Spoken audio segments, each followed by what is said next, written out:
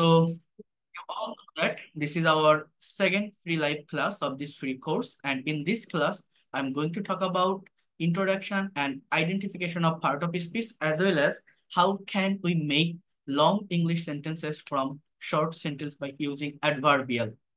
So এই বিষয়গুলো আমি আপনাদেরকে দেখাবো। প্রথমত আমি পার্ট অফ স্পিচের ইন্ট্রোডাকশন পার্ট নিয়ে একটু আলোচনা করব, খুব বেশি সময় আমি এখানে নিব না। এরপর কিভাবে পার্ট অফ স্পিচ গুলোকে আইডেন্টিফাই করতে হয় সেটাও আমি আপনাদেরকে দেখাবো, এবং আমাদের ক্লাসের মেইন পার্ট হচ্ছে আজকে যারা ইংলিশে রাইটিং এ প্রবলেম ফেস করেন, যারা ছোট ছোট সেন্টেন্স বলে বা লিখে থেমে যান, একটা সেন্টেন্সকে লং করতে পারেন না, বড় করতে পারেন না, একটা সেন্টেন্সের ভিতর যারা এক্সট্রা ইনফরমেশন অ্যাড করতে পারেন না, এই জায়গাটা কিভাবে ডেভেলপ করতে হয় বা কিভাবে কভার করতে হয়, এই বিষয়গুলো আমি আপনাদেরকে দেখাবো আজকের এই ক্লাসটা থেকে। আরেকটা যে বিষয় হচ্ছে আমি আপনাদেরকে দেখাবো সেটা হচ্ছে আহ যারা বাংলা সেন্টেন্সকে, অনেক বড় বড় বেঙ্গলি যে সেন্টেন্স গুলো আছে, কারেক্ট অর্ডার মেনটেন করে ইংলিশে যারা ট্রান্সফার করতে পারে না, বিসিএস, ব্যাংক জব, অ্যাডমিশন টেস্টে যে ধরনের বেঙ্গলি সেন্টেন্সকে ইংলিশে ট্রান্সলেট করতে হয়, অনুবাদ করতে হয়, এই ট্রান্সলেশনের জায়গাটাতে যারা প্রবলেম ফেস করেন, যারা সঠিকভাবে করতে পারেন না, এটা কিভাবে করতে হয় সেই বিষয়গুলো আমি আপনাদেরকে আজকের এই সম্পূর্ণ ক্লাসটা থেকে দেখাবো। এছাড়া যারা স্পিকিং করতে গেলেও ছোট ছোট সেন্টেন্স গুলো থেমে যান, একটা সেন্টেন্সকে লং করতে পারে না, বড় করতে পারে না, কিভাবে সেটা করতে হয় সেই জায়গাটাতে আসবো। আমরা প্র্যাকটিক্যাল জায়গায় আসবো, বাট তার আগে একটু গ্রামেটিক্যাল ডিসকাশন আমি আপনাদের সঙ্গে করবো, এটা করতে হবে। কারণ এটাকে স্কিপ করে আপনি ওই জায়গায় যেতে পারবেন না। আমি যে জায়গাটা দেখাতে যাচ্ছি সেই জায়গাগুলো পার্ট অফ স্পিচের সঙ্গে রিলেটেড, তো এই জন্য এইটা আগে একটু দেখেন। আর এই পার্ট অফ স্পিচ সম্পর্কে ক্লিয়ার একটা কনসেপ্ট থাকলে কি হয়, আমি যেটা বারবার বলছি, এটা ইংলিশ ল্যাঙ্গুয়েজের একটা ফাউন্ডেশন, সম্পূর্ণ গ্রামার সম্পর্কে একটা ধারণা চলে আসে। এবং যে কোনো সেন্টেন্স, আমরা অনেক সময় আছে অনেক বড় বড় বাংলা ইংলিশ সেন্টেন্স ইংলিশে রিড আউট করতে পারি, পড়ি, প্যাসেজ পড়ি, but actual thought, actual sense, actual Bengali meaning আমরা বের করতে পারি না, শুধুমাত্র পার্ট অফ স্পিচকে সঠিকভাবে আইডেন্টিফাই করতে না পারার কারণে। এবং এই পার্ট অফ স্পিচের আইডেন্টিফিকেশন, এটা কিন্তু আমাদের বিভিন্ন কম্পিটিটিভ এক্সামে এসে থাকে। আপনি বিসিএস বলেন, ব্যাংক জব বলেন, অ্যাডমিশন টেস্ট বলেন, যে কোনো জায়গায় দেখবেন identification of part of speech থেকে কোশ্চেন আসে। তো এই ক্লাসটা কমপ্লিট করলে ওভারঅল পার্ট অফ স্পিচ এবং ওই রাইটিং এবং স্পিকিং এর যে জায়গাটা আপনার কাভার হবে, প্র্যাকটিক্যালি কাভার করতে পারবেন। বাট প্রথমে গ্রামেটিক্যাল বিষয়গুলো নিয়ে আলোচনা করছি, একটু হার্ড হতে পারে, একটু কঠিন হতে পারে, বাট লাস্ট পর্যন্ত থাকার চেষ্টা করবেন, আমি সবকিছু সহজে বুঝিয়ে দিব। যদি আপনারা লাস্ট পর্যন্ত থাকতে পারেন তাহলে নিতে পারবেন, আশা করি আপনার সময়টা বৃথা যাবে না। তো দেখেন, প্রথমত আমাদের পার্ট অফ স্পিচের ডেফিনেশনটা জানতে হবে। We have to know about the actual definition of part of speech. এখানে কি বলছে, the different classes or kinds of words used in English speech are called part of speech according to their use. Part অর্থ অংশ এবং speech অর্থ বাক্য বা কথা। সুতরাং বাক্যে ব্যবহার অনুযায়ী অর্থবোধক বিভিন্ন শ্রেণীর বা প্রকারের শব্দগুলোকে পার্ট অফ স্পিচ বলে। অর্থাৎ এই পার্ট অফ স্পিচ জিনিসটা কি, এইটা আমাদেরকে আগে একটু জানতে হবে, এটা আমাদেরকে আগে একটু বুঝতে হবে, এই বিষয়টা আসলে কি সেটা একটু যদি আপনারা বোঝার চেষ্টা করেন বা বিষয়গুলোকে যদি একটু ভালোভাবে নেওয়ার চেষ্টা করেন, তাহলে আপনার সুবিধা হবে। The different classes or kinds of words used in English speech are called part of speech according to their use. For example, here you can see a sentence. দেখেন এখানে একটা বাক্য আছে, যেমন great Meena is the only brilliant girl with highest score in the class. এই যে সেন্টেন্সটা আপনারা দেখছেন, এই সেন্টেন্সটা তৈরি করার জন্য আমার কিছু শব্দের প্রয়োজন হয়েছে, তাই না, ওয়ার্ড।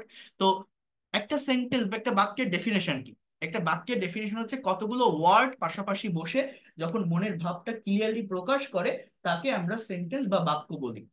তো ইংলিশ ল্যাঙ্গুয়েজে ব্যবহৃত প্রতিটা সেন্টেন্সে ব্যবহৃত যে ওয়ার্ড গুলো থাকে, প্রত্যেকটা ওয়ার্ডের একটা পার্টিকুলার নাম থাকে।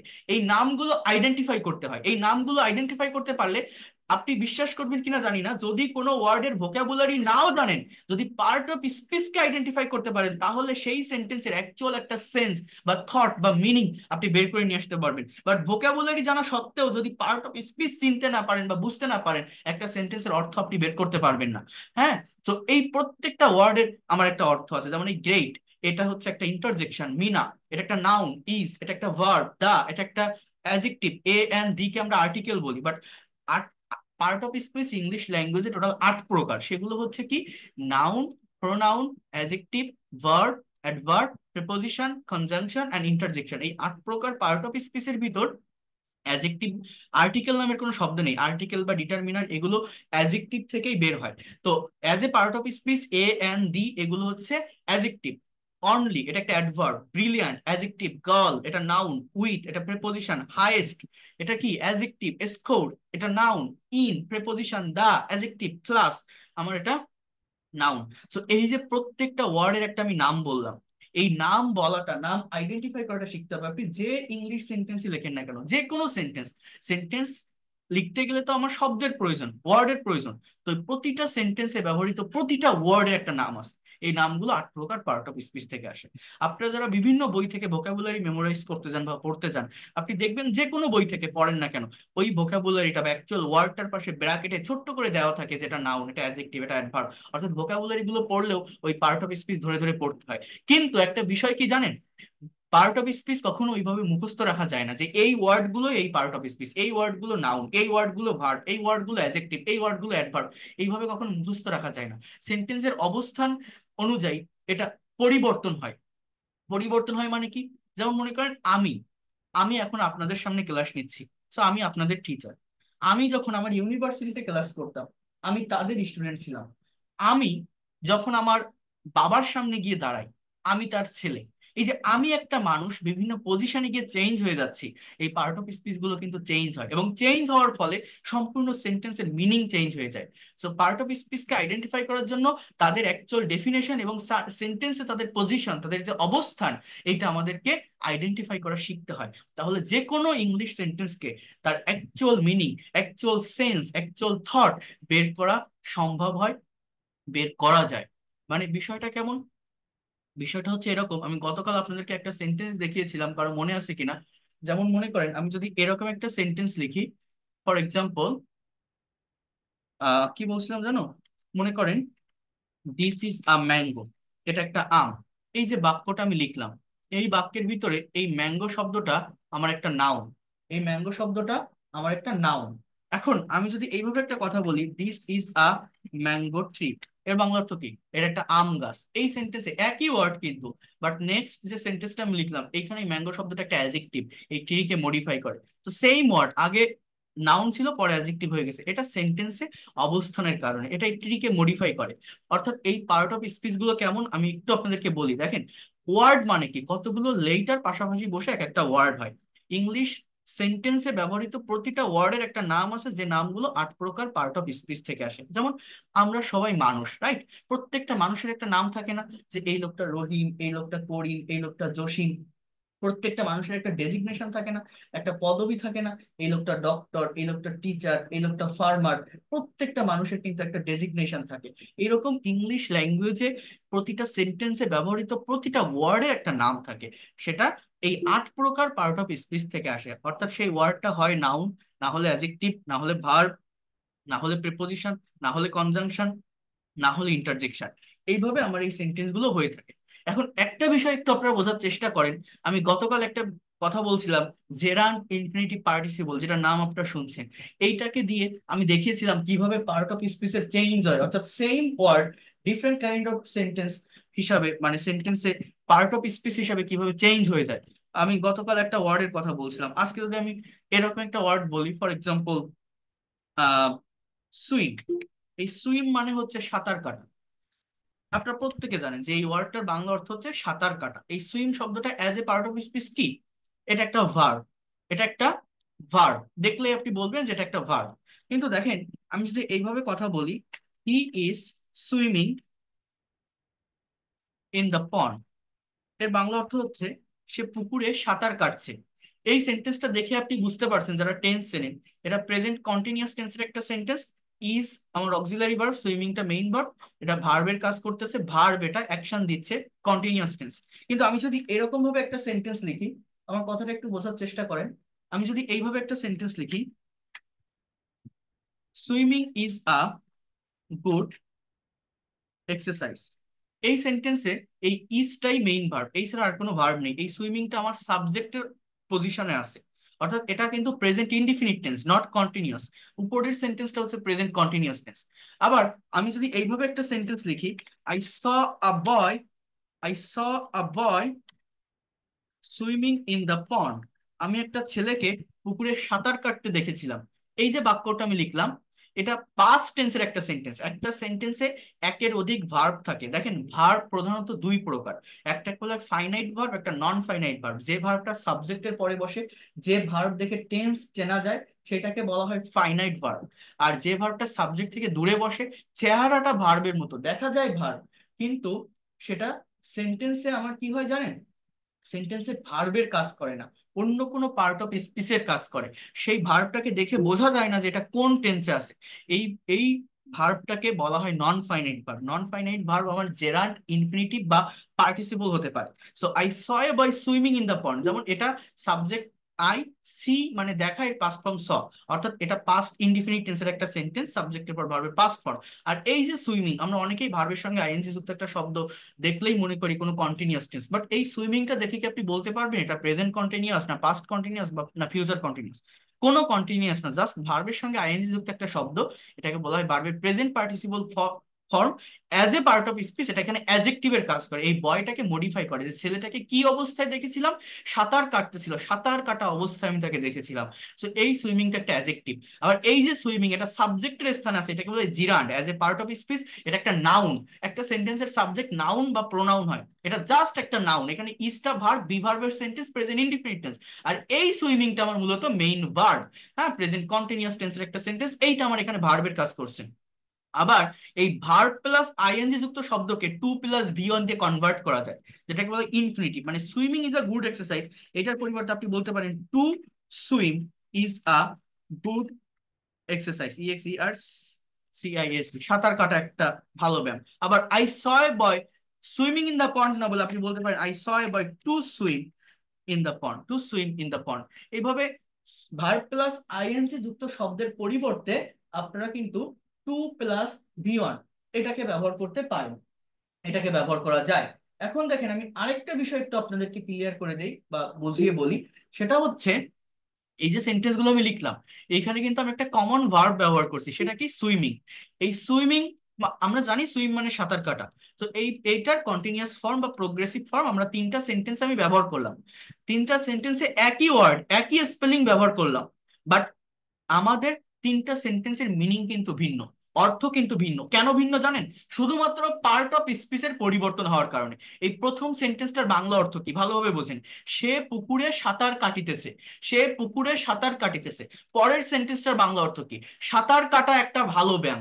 পরের সেন্টেন্সের বাংলা অর্থ কি, আমি একটা ছেলেকে সাঁতার কাটতে দেখেছিলাম পুকুরে। তাহলে তিনটা সেন্টেন্সের অর্থ কিন্তু একদমই চেঞ্জ, তিন রকম।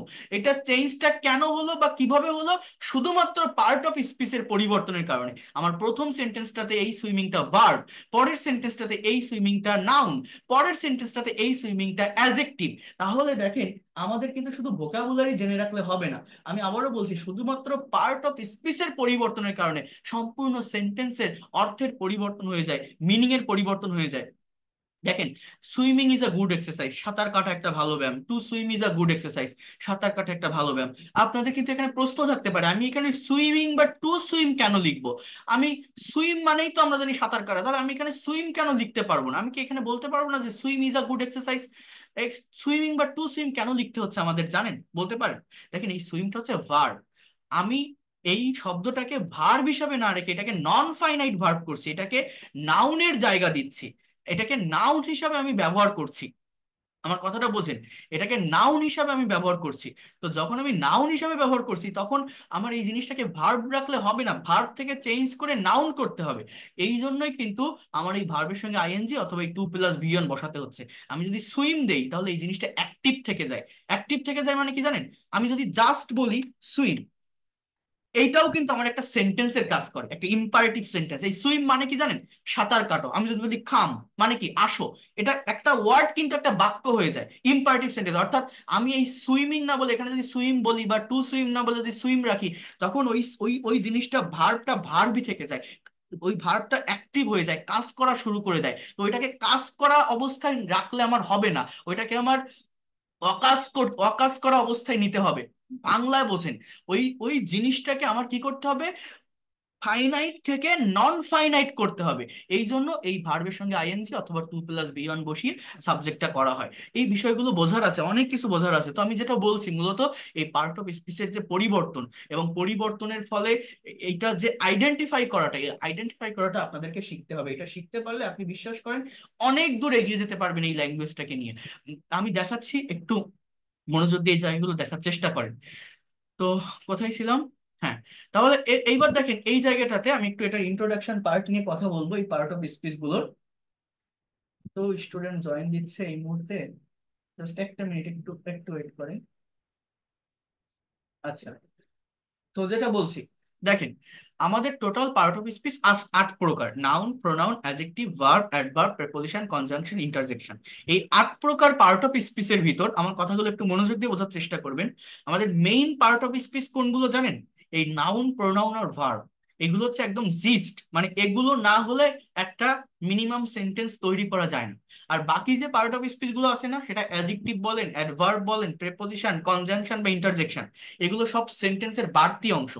এরা এই নাউন, প্রোনাউন আর ভার্বকে নিয়ে কাজ করে, এদেরকে বাড়িয়ে বলে, এদেরকে রংচং করে, এদেরকে মডিফাই করে, এদের সম্পর্কে এক্সট্রা ইনফরমেশন দেয়।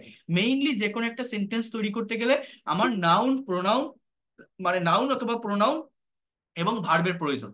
এছাড়া অ্যাডজেক্টিভ, এটা নাউন প্রোনাউনকে মডিফাই করে; অ্যাডভার্ব, এটা ভার্বকে মডিফাই করে; প্রেপোজিশন, নাউন বা প্রোনাউনের আগে বসে; কনজাংশন, আলাদা দুইটা সেন্টেন্স, ক্লজ বা ওয়ার্ডকে কানেক্ট করে, জোড়া লাগায়; ইন্টারজেকশন, এটা জাস্ট বাইরের একটা অংশ।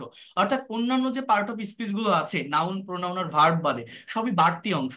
এগুলো একটা সেন্টেন্সকে এক্সাজারেট করে, রংচং করে, অতিরঞ্জিত করে, বাড়িয়ে বলে, এক্সট্রা ইনফরমেশন দেয়। বাট মেইন অংশ বা একটা সেন্টেন্সের জিস্ট হচ্ছে আমাদের এই নাউন, প্রোনাউন আর ভার্ব। যেমন আমাকে একটু বুঝতে হবে প্রত্যেকটা পার্ট অফ স্পিচ, আমি প্রত্যেকটারই ডিটেলস ব্যবহার আছে, আমি সেটা পরে দেখাবো আপনাদের। জাস্ট আজকে একটু ইন্ট্রোডাকশন পার্টটা দেখেন, কারণ আমি ওই রাইটিং বা স্পিকিং এর জায়গাটা নিয়ে আলোচনা করব। এই জন্য জাস্ট ইন্ট্রোডাকশন গুলো দেখিয়ে আমি এখানে কভার করবো। এটা বোঝার চেষ্টা করেন নাউনটা কি। Noun is a naming word, I mean any kinds of name can be noun. যে ওয়ার্ড দ্বারা কোনো ব্যক্তি, বস্তু, প্রাণী, স্থান, গুণ, অবস্থা প্রভৃতির নাম বোঝায় তাকে নাউন বলে। Noun is a naming word. For example, মানে এটা কোনো ব্যক্তির নাম হতে পারে, জায়গার নাম হতে পারে, গুণের নাম হতে পারে, বস্তুর নাম হতে পারে, এনি কাইন্ডস অফ নেম। যেমন Rehana, Dhaka, girl, army, salt, Rahim, Karim, honesty, kindness, those are noun. ঠিক আছে, সমস্ত সেন্টেন্সই নাউন। দেখেন এই অনেস্টি, কাইন্ডনেস, এগুলো দেখলে অনেকে মনে করে এগুলো অ্যাডভার্ব, কোনো গুণ বোঝাচ্ছে, বাট না, অ্যাজ এ ওয়ার্ড সবই নাউন। আমি যদি বলি honesty is a good policy, that is the noun. কিন্তু যদি বলি he is an honest man, এই অনেস্ট শব্দটা অ্যাডজেক্টিভ, নাউনকে মডিফাই করে। বাট অনেস্টি যখন আমি সাবজেক্টের স্থানে রাখছি, kindness is a great versa, যখন আমি সাবজেক্টের স্থানে রাখছি সেটা নাউন। তো পৃথিবীর সমস্ত ওয়ার্ডই নাউন। এখন আপনি বলতে পারেন যে সমস্ত ওয়ার্ড যদি নাউন হয়, তাকে তাহলে বাকি পার্ট অফ স্পিচ গুলো আমি কিভাবে আইডেন্টিফাই করব? বাকি পার্ট অফ স্পিচ গুলো সেন্টেন্সে তার অবস্থানের উপর ডিপেন্ড করে কিন্তু আইডেন্টিফাই করা হয়। যেমন দেখেন, আমি যদি এখানে আরেকটা ওয়ার্ড একটু লিখি, ফর এক্সাম্পল TALK, টক। এই টক মানে কি? কথা বলা। টক মানে কি? কথা বলা। তো এই শব্দটা কোন পার্ট অফ স্পিচ? এক কথায় আপনি বলবেন এটা একটা ভার্ব। ইট মানে কি? খাওয়া। কি বলবেন? এটা একটা ভার্ব, তাই না? এখন দেখেন এই সেম ওয়ার্ডটাকে আমি ওই টক থেকে টকিংও করব না, টু টকও করব না, এই সেই ওয়ার্ডটাকে আমি নাউন হিসেবে নিতে পারি। কিভাবে জানেন? এই দেখেন, আমি যদি বলি, মানে আমি নন ফাইনাইট করার জন্য এই ভার্বের ফর্মকে চেঞ্জও করব না, তাও এই নাউনই থাকবে। এই দেখেন, আই টক টু হিম, এই সেন্টেন্সের বাংলা অর্থ হচ্ছে আমি তার সাথে কথা বলি। এই টকটা ভার্ব, টক মানে কথা বলা বোঝাচ্ছে, আমি তার সাথে কথা বলি। কিন্তু আমি যদি এইভাবে একটা সেন্টেন্স লিখি, I have a talk with হিম, এই সেন্টেন্সের বাংলা অর্থ কি জানেন? আমার তার সাথে একটা কথা আছে। সাবজেক্ট আই, হ্যাভটা এখানে মেইন ভার্ব, সাবজেক্টের পরে ভার্বটা হ্যাভ। এইবার এই যে টকটা, আমি কিন্তু টকিং লিখিনি, টু টকও লিখিনি, ওই টকই রাখছি। কিন্তু এই টকটা কিন্তু এখানে নাউন। দেখেন এর আগে এ আছে, তো এ এন্ড দি অর্থাৎ অ্যাডজেক্টিভ, মানে এই যে ডিটারমিনার বা আর্টিকেল, এরপরে যে ওয়ার্ডটা বসে সেটা অবশ্যই অবশ্যই নাউন হয়। তো এই টকটা কিন্তু এখানে নাউন, এবং এটার বাংলা অর্থ কি? আমার তার সাথে একটা কথা আছে, জাস্ট একটা কথা আছে। অ্যাজ এ ওয়ার্ড, স্থির অবস্থায় এটাকে আমি ব্যবহার করছি। কিন্তু উপরের সেন্টেন্সের এই যে টকটা, যেটা সাবজেক্টের পরে বসছে, এটা অ্যাকশন দিচ্ছে, এটা কাজ করা বোঝাচ্ছে যে আমি তার সাথে কথা বলি, কথা বলা।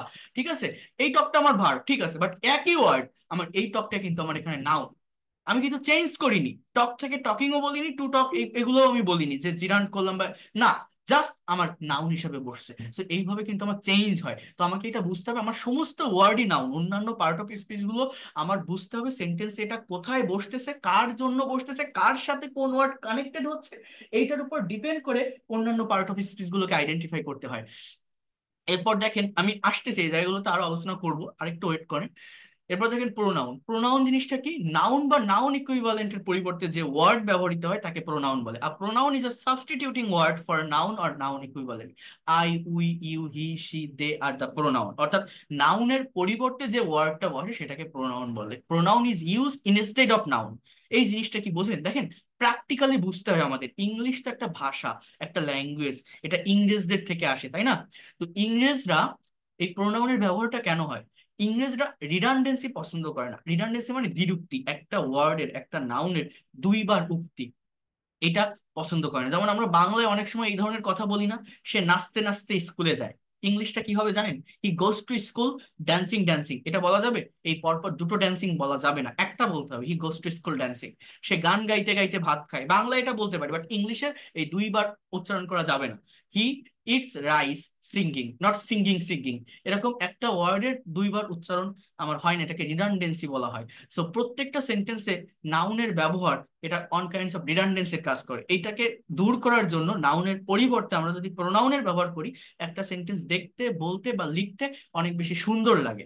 ফর এক্সাম্পল আমি যদি বলি Rahim is a good boy, আবার আমি যদি বলি রহিম গোস টু স্কুল এভরিডে, আবার আমি যদি বলি রহিম রিডস ইন ক্লাস 10, আবার আমি যদি বলি Rahim is a very brilliant student. প্রত্যেকটা সেন্টেন্সের শুরুতে রহিম না বলে প্রথমটাতে রহিম রেখে বাকিগুলোতে ওই রহিমের পরিবর্তে যদি আমরা হি এর ব্যবহার করি, সেটাকে আমরা প্রোনাউন বলছি, তাই না? So pronoun is used instead of noun, এবং এই প্রোনাউনের অনেকগুলো ক্লাসিফিকেশন আছে।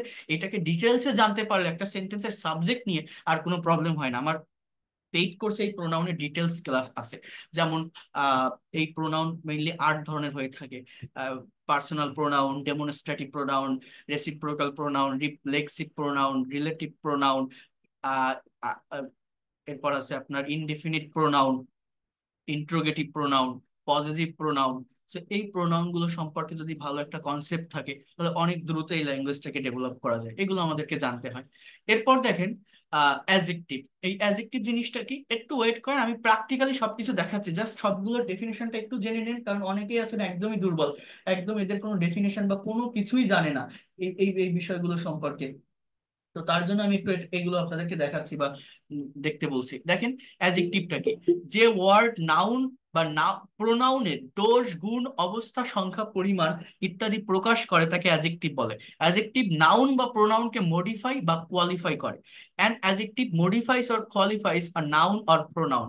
অর্থাৎ এই জিনিসটা কি, আমি অলরেডি আপনাদেরকে বলছি, আমাদের টোটাল পার্ট অফ স্পিচ 8 প্রকার। এই 8 প্রকার পার্ট অফ স্পিচের ভিতর মেইনলি বা জিস্ট পার্ট অফ স্পিচ হচ্ছে নাউন, প্রোনাউন এবং ভার্ব।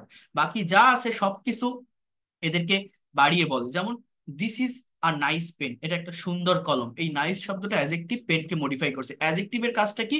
একটা সেন্টেন্সে নাউন বা প্রোনাউনকে বাড়িয়ে বলা, নাউন প্রোনাউন সম্পর্কে অতিরিক্ত তথ্য দেওয়া। অর্থাৎ বিষয়টা একটু বোঝার চেষ্টা করেন।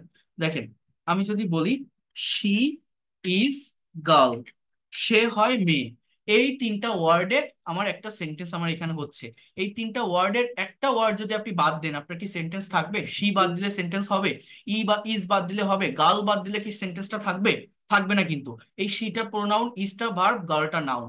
এখন আমি যদি বলি শি ইজ আ গার্ল, সে একটা মেয়ে, she is a beautiful girl, সে একটা সুন্দরী মেয়ে। আমি আবার যদি বলি she is a very beautiful girl, সে খুব সুন্দরী মেয়ে, তাহলে এই যে এ, ভেরি, বিউটিফুল, এই যে 3টা ওয়ার্ড, এগুলো কিন্তু বাড়তি অংশ। এগুলো বসিয়ে কি হলো, এগুলো নাউনটাকে মডিফাই করছে, এবং এগুলো বসানোর ফলে সেন্টেন্সটা একটু বড় হচ্ছে, মনের ভাবটা ক্লিয়ারলি প্রকাশ পাচ্ছে, এই ছাড়া আর কিছু না। কিন্তু এগুলো না বসালে কি সেন্টেন্সের অর্থ থাকবে না? থাকবে কিন্তু। কিন্তু আপনি শি বা ইজ বা গার্ল একটাকে আপনি উঠাই দেন, আপনার কি সেন্টেন্স থাকবে?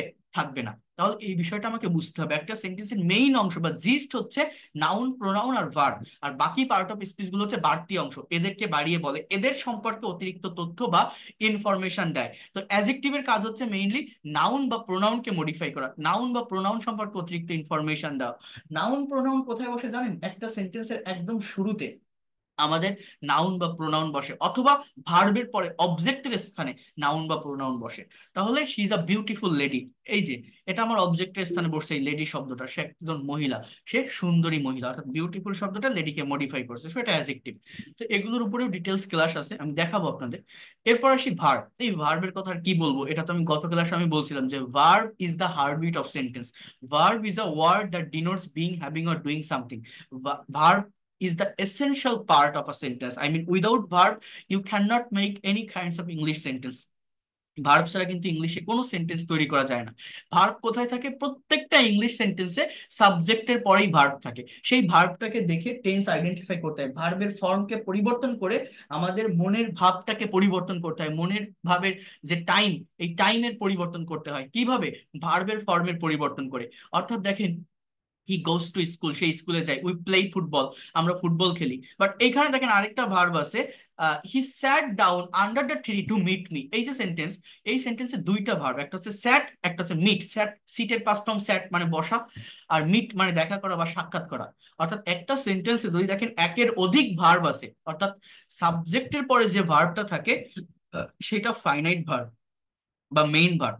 সেইটা ছাড়া সাবজেক্ট থেকে দূরে যদি কোনো ভার্বকে দেখেন, মনে রাখবেন ওটা দেখা যায় ভার্বের মতো, চেহারাটা verb, but as a part of speech সেটা ভার্বের কাজ করে না, সেটা জিরান, পার্টিসিপল অথবা ইনফিনিটিভ হয়। মিট মানে দেখা করা বা সাক্ষাৎ করা, টু মিট দেখা করতে বা সাক্ষাৎ করতে, কোনো কিছু করতে, বলতে, লিখতে, চলতে, দিতে, নিতে, এই টু প্লাস ভিয়ন এর ব্যবহার হয়। সে গাছের নিচে বসেছিল আমার সাথে দেখা করতে, এটা হচ্ছে নন ফাইনাইট ভার্ব, এটাকে বলা হয় ইনফিনিটিভ।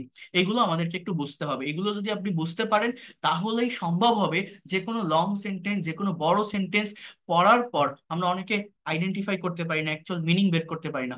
এগুলো যদি আইডেন্টিফাই করতে পারেন, অ্যাকচুয়াল মিনিংটাও আপনি বের করতে পারবেন। আর এই ভার্ব সম্পর্কে অনেক ভালো কনসেপ্ট রাখা লাগে, ভার্বের অনেক ক্লাসিফিকেশন আছে, finite, non finite, gerund, infinitive, participle, transitive, intransitive, auxiliary, primary auxiliary, modal auxiliary, semi modal auxiliary, causative verb, quasi passive verb, factitive verb, linking বা কপিউলেটিভ ভার্ব। এই ভার্বগুলো, এই যে নামগুলো আমি বললাম, নামগুলো আপনারা শুনছেন, বাট প্র্যাকটিক্যালি এদেরকে আমরা কোথায় ব্যবহার করে থাকি একটা সেন্টেন্স আমরা জানি না। আমি দেখাবো আপনাদেরকে এই সমস্ত বিষয়গুলো। এরপরে আসি অ্যাডভার্ব। এই অ্যাডভার্ব নিয়ে আমি আজকে মেইনলি কাজ করব, বা আপনাদের যে রাইটিং এর যে জায়গাটা আমি আসতে চাচ্ছি বা দেখাবো, যেটা বলছি যে কিভাবে ইংলিশে ফ্রি হ্যান্ড রাইটিং ডেভেলপ করবেন, সেটা মূলত এই অ্যাডভার্বকে নিয়েই কাজ করতে হয়। অ্যাডভার্ব খুবই ইম্পর্টেন্ট একটা পার্ট এই ল্যাঙ্গুয়েজে। এটাকে আপনার অ্যাজেক্টিভের সঙ্গে কম্পেয়ার করতে হবে। দেখেন, যে ওয়ার্ড সাধারণত নাউন, প্রোনাউন এবং ইন্টারজেকশন ব্যতীত যে কোনো পার্ট অফ স্পিচ, ফ্রেজ বা সেন্টেন্সকে মডিফাই বা বিশেষায়িত করে তাকে অ্যাডভার্ব বলে। Ad plus verb equal to adverb. অর্থাৎ এই অ্যাডভার্বের কাজ কি জানেন? অ্যাজেক্টিভের কাজ কি ছিল বলেন তো? নাউন বা প্রোনাউনকে যে ওয়ার্ডটা মডিফাই করে, নাউন প্রোনাউন সম্পর্কে যে ওয়ার্ড অতিরিক্ত তথ্য দেয়, তাকে আমরা অ্যাজেক্টিভ বলছি। আর এই অ্যাডভার্ব হচ্ছে কখনো নাউন প্রোনাউনকে নিয়ে কাজ করবে না, কখনো নাউন প্রোনাউনকে মডিফাই করবে না। অ্যাডভার্ব মূলত ভার্বকে মডিফাই করে, ভার্ব সম্পর্কে অতিরিক্ত ইনফরমেশন দেয়। বাট একটা অ্যাডভার্ব নিজেকে নিজে মডিফাই করতে পারে, অ্যাডজেক্টিভকে মডিফাই করতে পারে, প্রেপোজিশনকে মডিফাই করতে পারে, ইভেন হোল সেন্টেন্সকে মডিফাই করতে পারে, হোল সেন্টেন্সকে বাড়িয়ে বলতে পারে। কিন্তু অ্যাডভার্ব কখনোই নাউন, প্রোনাউন এবং এই ইন্টারজেকশনকে মডিফাই করে না, হ্যাঁ, যেটা অ্যাডজেক্টিভ করে। যেমন panther can run fast, panther মানে চিতাবাঘ, ক্যান এটা একটা মডাল ভার্ব, রান এটা মেইন ভার্ব, অর্থাৎ চিতাবাঘ দৌড়াতে পারে। এবার সে কেমন দৌড়ায়? দৌড়ায়, চিতাবাঘ দৌড়ায়, এবং সে কেমন দৌড়ায়, তার দৌড়ানোর ধরনটা কেমন? দ্রুত দৌড়ায়। অর্থাৎ রান মানে দৌড়ানো, এই এটা হচ্ছে আমার ভার্ব, এই ভার্বটাকে মডিফাই করছে এই ফার্স্ট শব্দটা, যে তার দৌড়ানোর ধরনটা কেমন, দ্রুত। Sushma is a very beautiful girl, দেখেন সুষমাটা সাবজেক্ট, ইজটা ভার্ব, গার্লটা আমার অবজেক্ট বা কমপ্লিমেন্ট। এই গার্লকে মডিফাই করছে বিউটিফুল শব্দটা, যে সুষমা মেয়ে, সে সুন্দরী মেয়ে। অর্থাৎ নাউনকে যে মডিফাই করে সে কিন্তু অ্যাজেক্টিভ, বিউটিফুলটা কেন অ্যাজেক্টিভ, কিন্তু সে সুন্দরী মেয়ে, সে খুব সুন্দরী মেয়ে, she is a beautiful girl, Sushma is a very beautiful girl. অর্থাৎ ওই বিউটিফুল কে মডিফাই করেছে ভেরি শব্দটা। তার মানে এই ভেরি শব্দটা অ্যাজেক্টিভ কে মডিফাই করে, তো ভেরি শব্দটা কিন্তু এখানে adverb. The fan is moving exactly over our head, ফ্যানটা আমাদের মাথার উপর দিয়ে ঘুরছে, ঠিক মাথার উপর দিয়ে ঘুরছে। ওভার শব্দটা প্রেপোজিশন, এই প্রেপোজিশনকে মডিফাই করছে এক্স্যাক্টলি এই ওয়ার্ডটা। সো এই এক্স্যাক্টলি যে শব্দটা আপনারা এখানে দেখছেন, এই শব্দটা হচ্ছে মূলত অ্যাডভার্ব, ওটা প্রেপোজিশনকে মডিফাই করে। এই অ্যাডভার্বকে নিয়ে অনেক কাজ আছে, অনেক কথা আছে, আমি দেখাচ্ছি একটু পরে, আমি দেখাচ্ছি, আগে এগুলো একটু শেষ করতে দেন। আমাদের আজকের মেইন কাজটা মূলত এই অ্যাডভার্বকে নিয়ে, অ্যাডভার্বের ব্যবহার কিভাবে করতে হয়, কিভাবে এটাকে যে ডিটেলসে ইংলিশে বিভিন্ন ধরনের সেন্টেন্স তৈরি করা যায়, সেটা আমি আপনাদেরকে দেখাবো এখন। জাস্ট একটু ওয়েট করেন। আচ্ছা, এরপরে আমরা আসবো প্রেপোজিশনের জায়গায়। দেখেন প্রেপোজিশন জিনিসটা কি, এটা একটু আপনাদেরকে বুঝতে হবে। Just try to understand here. Pre শব্দের অর্থ পূর্বে এবং পজিশন শব্দের অর্থ অবস্থান। বোঝার চেষ্টা করেন, যে শব্দ নাউন বা প্রোনাউনের পূর্বে বসে তাকে প্রেপোজিশন বলে। প্রেপোজিশন একটি সেন্টেন্স বা বাক্যের অলংকার। অলংকার যেমন একজন মানুষের সৌন্দর্য বাড়িয়ে দেয়, তেমনি প্রেপোজিশন বাক্যের সৌন্দর্য, প্রেপোজিশন ব্যবহারের মাধ্যমে বাক্যের সৌন্দর্য বেড়ে যায়। মানেটা কি আপনাকে আগে এটা বুঝতে হবে। দেখেন এই প্রেপোজিশন একটা সেন্টেন্সের অলংকার বা অর্নামেন্ট হিসাবে কাজ করে। অর্থাৎ একটা ছেলেকে আপনি যদি কোট, বুট, শার্ট, টাই পরান, দেখতে যেমন সুন্দর লাগে, একটা মেয়েকে আপনি যদি হাতে চুড়ি, কানের দুল, নাকেল নোলক, নতুন বউদের সাজায় না বা সিনেমার নায়িকাদের সাজায় না, সাজালে যেমন দেখতে সুন্দর লাগে, একটা সেন্টেন্সে যদি প্রেপোজিশনের ব্যবহার করেন, ওই সেন্টেন্সের সৌন্দর্য বেড়ে যায়। প্রিপোজিশন একটা সেন্টেন্সের অর্নামেন্ট বা অলংকার হিসেবে কাজ করে, এটা যে মেইন কোনো পার্ট এরকম না। বাট এগুলো ব্যবহার করলে কি হয়, সেন্টেন্স গুলো একটার সাথে আরেকটা ওয়ার্ড ভালোভাবে কানেক্টেড হয়, সেন্টেন্সটা অনেক বেশি গর্জিয়াস হয়, সেন্টেন্সের সৌন্দর্যটা বৃদ্ধি পায়। এই প্রেপোজিশনের উপর ডিটেলস ক্লাস আমার এই ফ্রি ক্লাসের ভিতরেই আছে। যারা সঠিকভাবে প্রেপোজিশনকে ব্যবহার করতে পারেন না সেন্টেন্সে, এটা মনে হয় আমাদের 7th ফ্রি লাইভ ক্লাসে এটা আছে, আমি আপনাদেরকে দেখাবো। আপনারা লাস্ট পর্যন্ত কন্টিনিউ ক্লাসগুলো করে যান, সবকিছুই পাবেন এই জায়গাটা থেকে। তো put the box on the table, I live with my family, he lives in America, say on, with, in, এগুলো প্রেপোজিশন। আচ্ছা, এরপর আসি কনজাংশন। কনজাংশন জিনিসটা কি দেখেন, দুইটা, কনজাংশন অর্থ সংযোগ স্থাপন, দুইটা শব্দ, দুইটা বাক্য অথবা বাক্যাংশ, ক্লজ বা ফ্রেজের মধ্যে সংযোগ স্থাপনকারী শব্দকে কনজাংশন বলে। For example and, or, but, though, although, these are the conjunction, right? যেমন they are cheerful but broad minded, she is happy but frustrated, I will go if you come. হ্যাঁ, তাহলে এই যে জায়গাগুলো, এরা কনজাংশন মূলত কি করে, এটা মেইনলি রাইটিং এ আমাদের প্রয়োজন হয়। আলাদা দুইটা সেন্টেন্স, ওয়ার্ড বা ফ্রেজকে কানেক্ট করে বা জোড়া লাগায়। একটু ওয়েট করেন, আমাদের দ্রুত এগোতে হবে। আমরা আইডেন্টিফাইটা দেখে আমি আপনাদের ওই মেইন রাইটিং এর জায়গা বা স্পিকিং এর জায়গাটাতে আসবো। এরপর দেখেন আরেকটা পার্ট অফ স্পিচ, সেটা হচ্ছে ইন্টারজেকশন। এটা মানে দেখেন আমাদের টোটাল 8 প্রকার পার্ট অফ স্পিচের ভিতর ওই কনজাংশন পর্যন্ত যেগুলো আছে সবগুলো কিন্তু একটার সাথে আরেকটা ওয়ার্ডের কানেক্ট হয় সেন্টেন্সে। একটা ওয়ার্ডের সাথে আরেকটা ওয়ার্ড কানেক্টেড, অর্থাৎ একটা পার্ট অফ স্পিচের জন্য আরেকটা বসে, একটার কারণে আরেকটার অবস্থান বা অর্থের বা পার্ট অফ স্পিচের পরিবর্তন হয়। বাট এই ইন্টারজেকশনটা, এটা একটু আলাদা, মানে এটা অন্যান্য ওয়ার্ড গুলোর সঙ্গে ওইভাবে কানেক্টেড হয় না, এটা আলাদাভাবে থাকে, দেখলেই চেনা যায়। তো এটা নিয়ে কনফিউশন ফেস করার কিছু নেই, এটা খুবই সহজ। যেমন দেখেন, আবেগ অনুভূতি ছাড়া মানুষ বাঁচতে পারে না। মানুষের আবেগ অনুভূতি প্রকাশে ইংরেজিতে বেশ কিছু শব্দ ব্যবহৃত হয়, যেমন হুররে, আল্লাস, ফাই, ব্রাভো, হাস, ফু, হ্যালো। এই শব্দগুলো মূলত মানুষের তাৎক্ষণিক আবেগ অনুভূতি বা উচ্ছ্বাস প্রকাশ করে, যা ইন্টারজেকশন বা আবেগ সূচক অব্যয় নামে পরিচিত। যেমন আল্লাস, হিজ নো মোর, হাই, সে আর নেই। ফাই আর ফু, ইউ আর সো ব্যাড, সি তুমি এত খারাপ। Bravo, you are doing well, সাবাস তুমি খুব ভালো করছো। Hush, someone is coming. তো এইগুলো আর কি ইন্টারজেকশন দেখলেই চেনা চেনা যায়, এরকম শুরুতে বসে এবং একটা এক্সক্লামেশন সিম্বল থাকে বা চিহ্ন থাকে। এখন দেখেন, আমি যদি আপনাদেরকে এদের আইডেন্টিফিকেশন নিয়ে একটু কথা বলতে বলি বা একটু যদি দেখাই, এখানে লেখা আছে যে identification of part of speech, এইটা কিভাবে হয়ে থাকে, পার্ট অফ স্পিচ গুলোকে কিভাবে আইডেন্টিফাই করতে হয়, এইটা দেখতে হবে। এটা BCS, bank job, admission test, বিভিন্ন জায়গায় এখান থেকে কোশ্চেন আসে।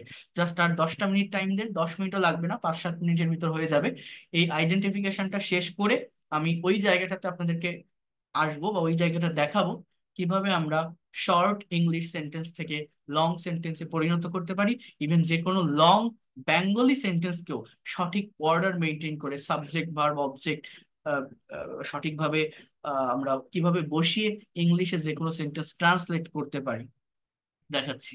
তো এখানে দেখেন identification of part of speech. দেখেন, আই হ্যাভ আ পেন, আমার একটা কলম আছে। এই আইটা কোন পার্ট অফ স্পিচ আমাকে বুঝতে হবে। এটা একটা প্রোনাউন। হ্যাভ শব্দটা একটা ভার্ব। মনে রাখবেন প্রত্যেকটা ইংলিশ সেন্টেন্সে সাবজেক্টের পরে যে ওয়ার্ডটা বসে সেটা মূলত ভার্ব। তাহলে আই শব্দটা হচ্ছে আমাদের প্রোনাউন হ্যাভটা ভার্ব। এটা কি? এ এন্ড দি আমরা অনেকেই বলি, এ দেখলে অনেকে বলবে যেটা আর্টিকেল, বাট আমি আবারও বলছি as a part of speech article বা ডিটারমিনার এগুলো কিন্তু পার্ট অফ স্পিচের ভিতরে নেই। As a part of speech আমাকে অ্যাজেক্টিভ হিসাবে এটাকে কাউন্ট করতে হবে। আর্টিকেল বলেন ডিটারমিনার বলেন এগুলো অ্যাজেক্টিভের ভিতর থেকে আসে। তাহলে অ্যাডজেক্টিভ কেন বলছি? অ্যাডজেক্টিভের ডেফিনিশন হচ্ছে এমন কোনো ওয়ার্ড যেটা নাউন বা প্রোনাউনকে মডিফাই করে। কোনো নাউন বা প্রোনাউনের দোষ গুণ অবস্থা সংখ্যা পরিমাণ বোঝালে তাকে অ্যাডজেক্টিভ বলে। অর্থাৎ এই পেন শব্দটা নাউন, পেনকে কিন্তু মডিফাই করছে এই শব্দটা, যে আমার কলম আছে, আমার একটা কলম আছে, অর্থাৎ সংখ্যা বোঝাচ্ছে। তাহলে as a part of speech ওই এ শব্দটা কি? অ্যাডজেক্টিভ। এরপর দেখেন আই গো হোম, আমি বাড়ি যাই। আরেকটা সেন্টেন্স আছে দেখেন, আই গো টু হাউস, আমি বাড়ি যাই। এখন পার্থক্যটা কি জানেন? এই আইটা তো প্রোনাউন, গোটা ভার্ব। হোম শব্দটা কোন পার্ট অফ স্পিচ বলতে পারেন কেউ? অনেকে বলবেন এটা নাউন, তাই না? আবার অনেকেই বলবেন যেটা অ্যাডভার্ব, যারা গ্রামার বোঝে বা জানে। এই হোম শব্দটা কিন্তু কোনো নাউন না, এটা একটা অ্যাডভার্ব। অ্যাজ এ ওয়ার্ড এটা নাউন, বাট এই সেন্টেন্স এটা অ্যাডভার্ব। কেন অ্যাডভার্ব জানেন? কোন সেন্টেন্সের ভার্বকে যদি কোথায় কখন কিভাবে দ্বারা প্রশ্ন করা হয় তাকে অ্যাডভার্ব বলে। আবারও বলছি, আমি বাড়ি যাই, কোথায় যাই হয় আর বাড়ি। So, এই হোম শব্দটা হচ্ছে অ্যাডভার্ব অফ প্লেস। কি বলা হয় এটাকে? Adverb of place. এখন 3 নাম্বার সেন্টেন্সটা একটু দেখেন, আই গো টু হাউস। এর মানে হচ্ছে আমি বাড়ি যাই, কিন্তু একটু যদি আপনি নোটিস করেন এই হোমের আগে কিন্তু কোনো প্রেপোজিশন নেই, বাট হাউজের আগে টু নামের একটা শব্দ আছে। এইটা কেন? এটার কারণ কি? আমার প্রেপোজিশন এই যে টু যেটা দেখছেন, এই টু ব্যবহারের মেইন নিয়ম হচ্ছে কোনো দিকে যাওয়া বোঝাতে বা কোনো ব্যক্তির প্রতি কারো কাছে আসা যাওয়া বোঝাতে টু প্রেপোজিশন বসে। যে কোনো জায়গায় যে কোনো দিকে যাওয়া বোঝাতে টু বসে। যেমন he is going to school, সে স্কুলে যাচ্ছে। I am going to market, আমি বাজারে যাচ্ছি। এরকম আমরা যে কোনো জায়গায় যাওয়া বোঝাতে, কোনো দিকে যাওয়া বোঝাতে টু প্রেপোজিশন ব্যবহার করি। কিন্তু এটা মনে রাখবেন পৃথিবীতে 4টা শব্দ আছে যে 4টা শব্দের আগে এবং গো এর পরে কখনো টু প্রেপোজিশন বসে না।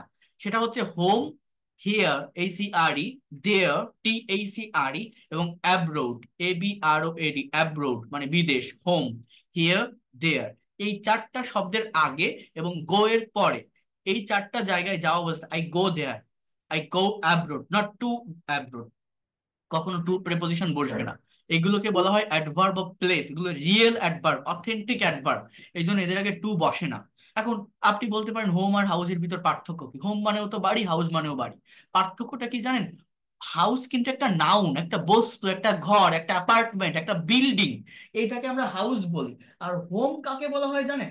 হোম বলতে কোনো বাড়িকে বোঝায় না, যে কোনো একটা প্লেসকে, যে কোনো একটা থাকার জায়গাকেই আমরা হোম বলতে পারি। সেটা নৌকার নিচের যে ছাউনি, সেটাও আপনার হোম হতে পারে। যে কোনো টেন্ট, তাঁবু, যে কোনো জায়গায় পাহাড়ের যে গুহা, সেটাও আপনার একটা হোম হতে পারে। মানে যে কোনো একটা প্লেস বা থাকার জায়গা আমার হোম। হ্যাঁ, অর্থাৎ হাউস এটা একটা নাউন, বস্তু, বাট হোম এটা একটা অ্যাডভার্ব। এটা আমাকে বুঝতে হবে, জায়গাকে মেনশন করে, প্লেসকে ইন্ডিকেট করে। তো আমি কি বললাম? হোম, হিয়ার, দেয়ার এবং অ্যাব্রোড। এগুলো আমি বলে রাখছি, স্মরণে রাখবেন, বিভিন্ন কম্পিটিটিভ এক্সাম এটা আসে।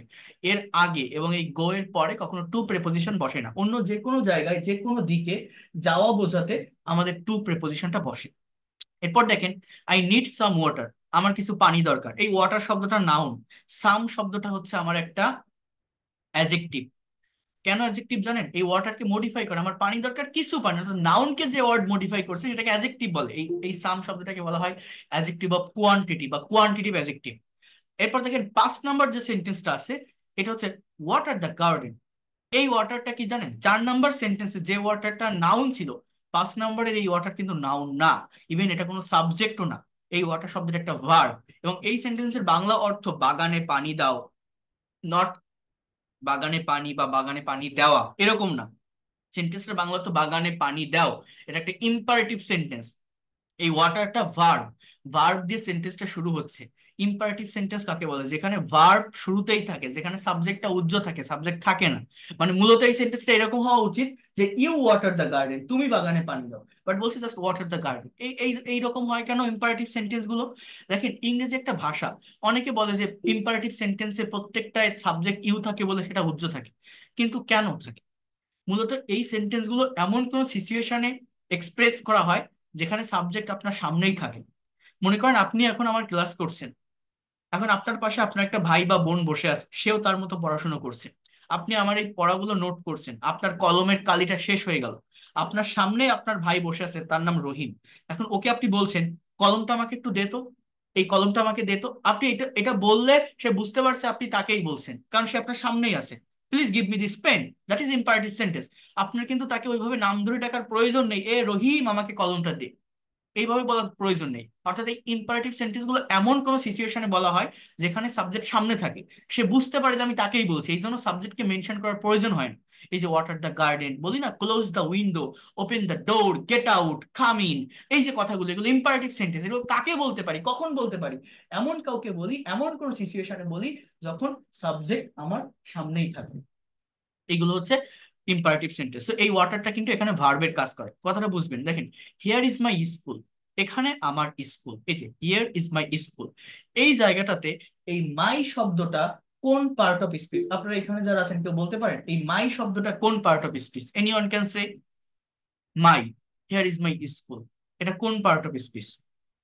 যে কোনো একজন বলেন তো দেখি, পারেন কিনা। মাই শব্দটা কোন পার্ট অফ স্পিচ? হ্যাঁ, কি হবে বলেন?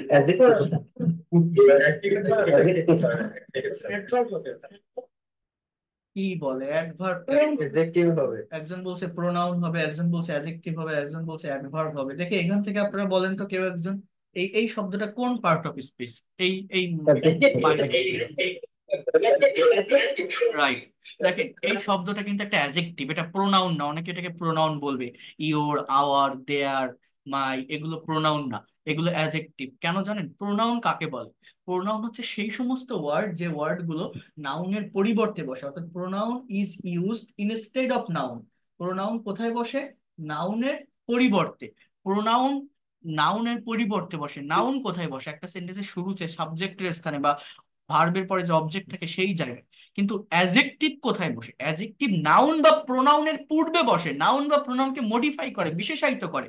এখানে এই মাই শব্দটা স্কুলকে মডিফাই করছে, স্কুল একটা নাউন, এখানে আমার স্কুল, এই মাই, আওয়ার, ইওর, দেয়ার, এগুলোকে বলা হয় পজেসিভ অ্যাজেক্টিভ। পজেস করে কোন একটা নাউন বা প্রোনাউন, এর পরে অবশ্যই বসবে। তো এই ওয়ার্ড গুলোর পরে যদি নাউন বা প্রোনাউন বসে এগুলো অ্যাজেক্টিভ।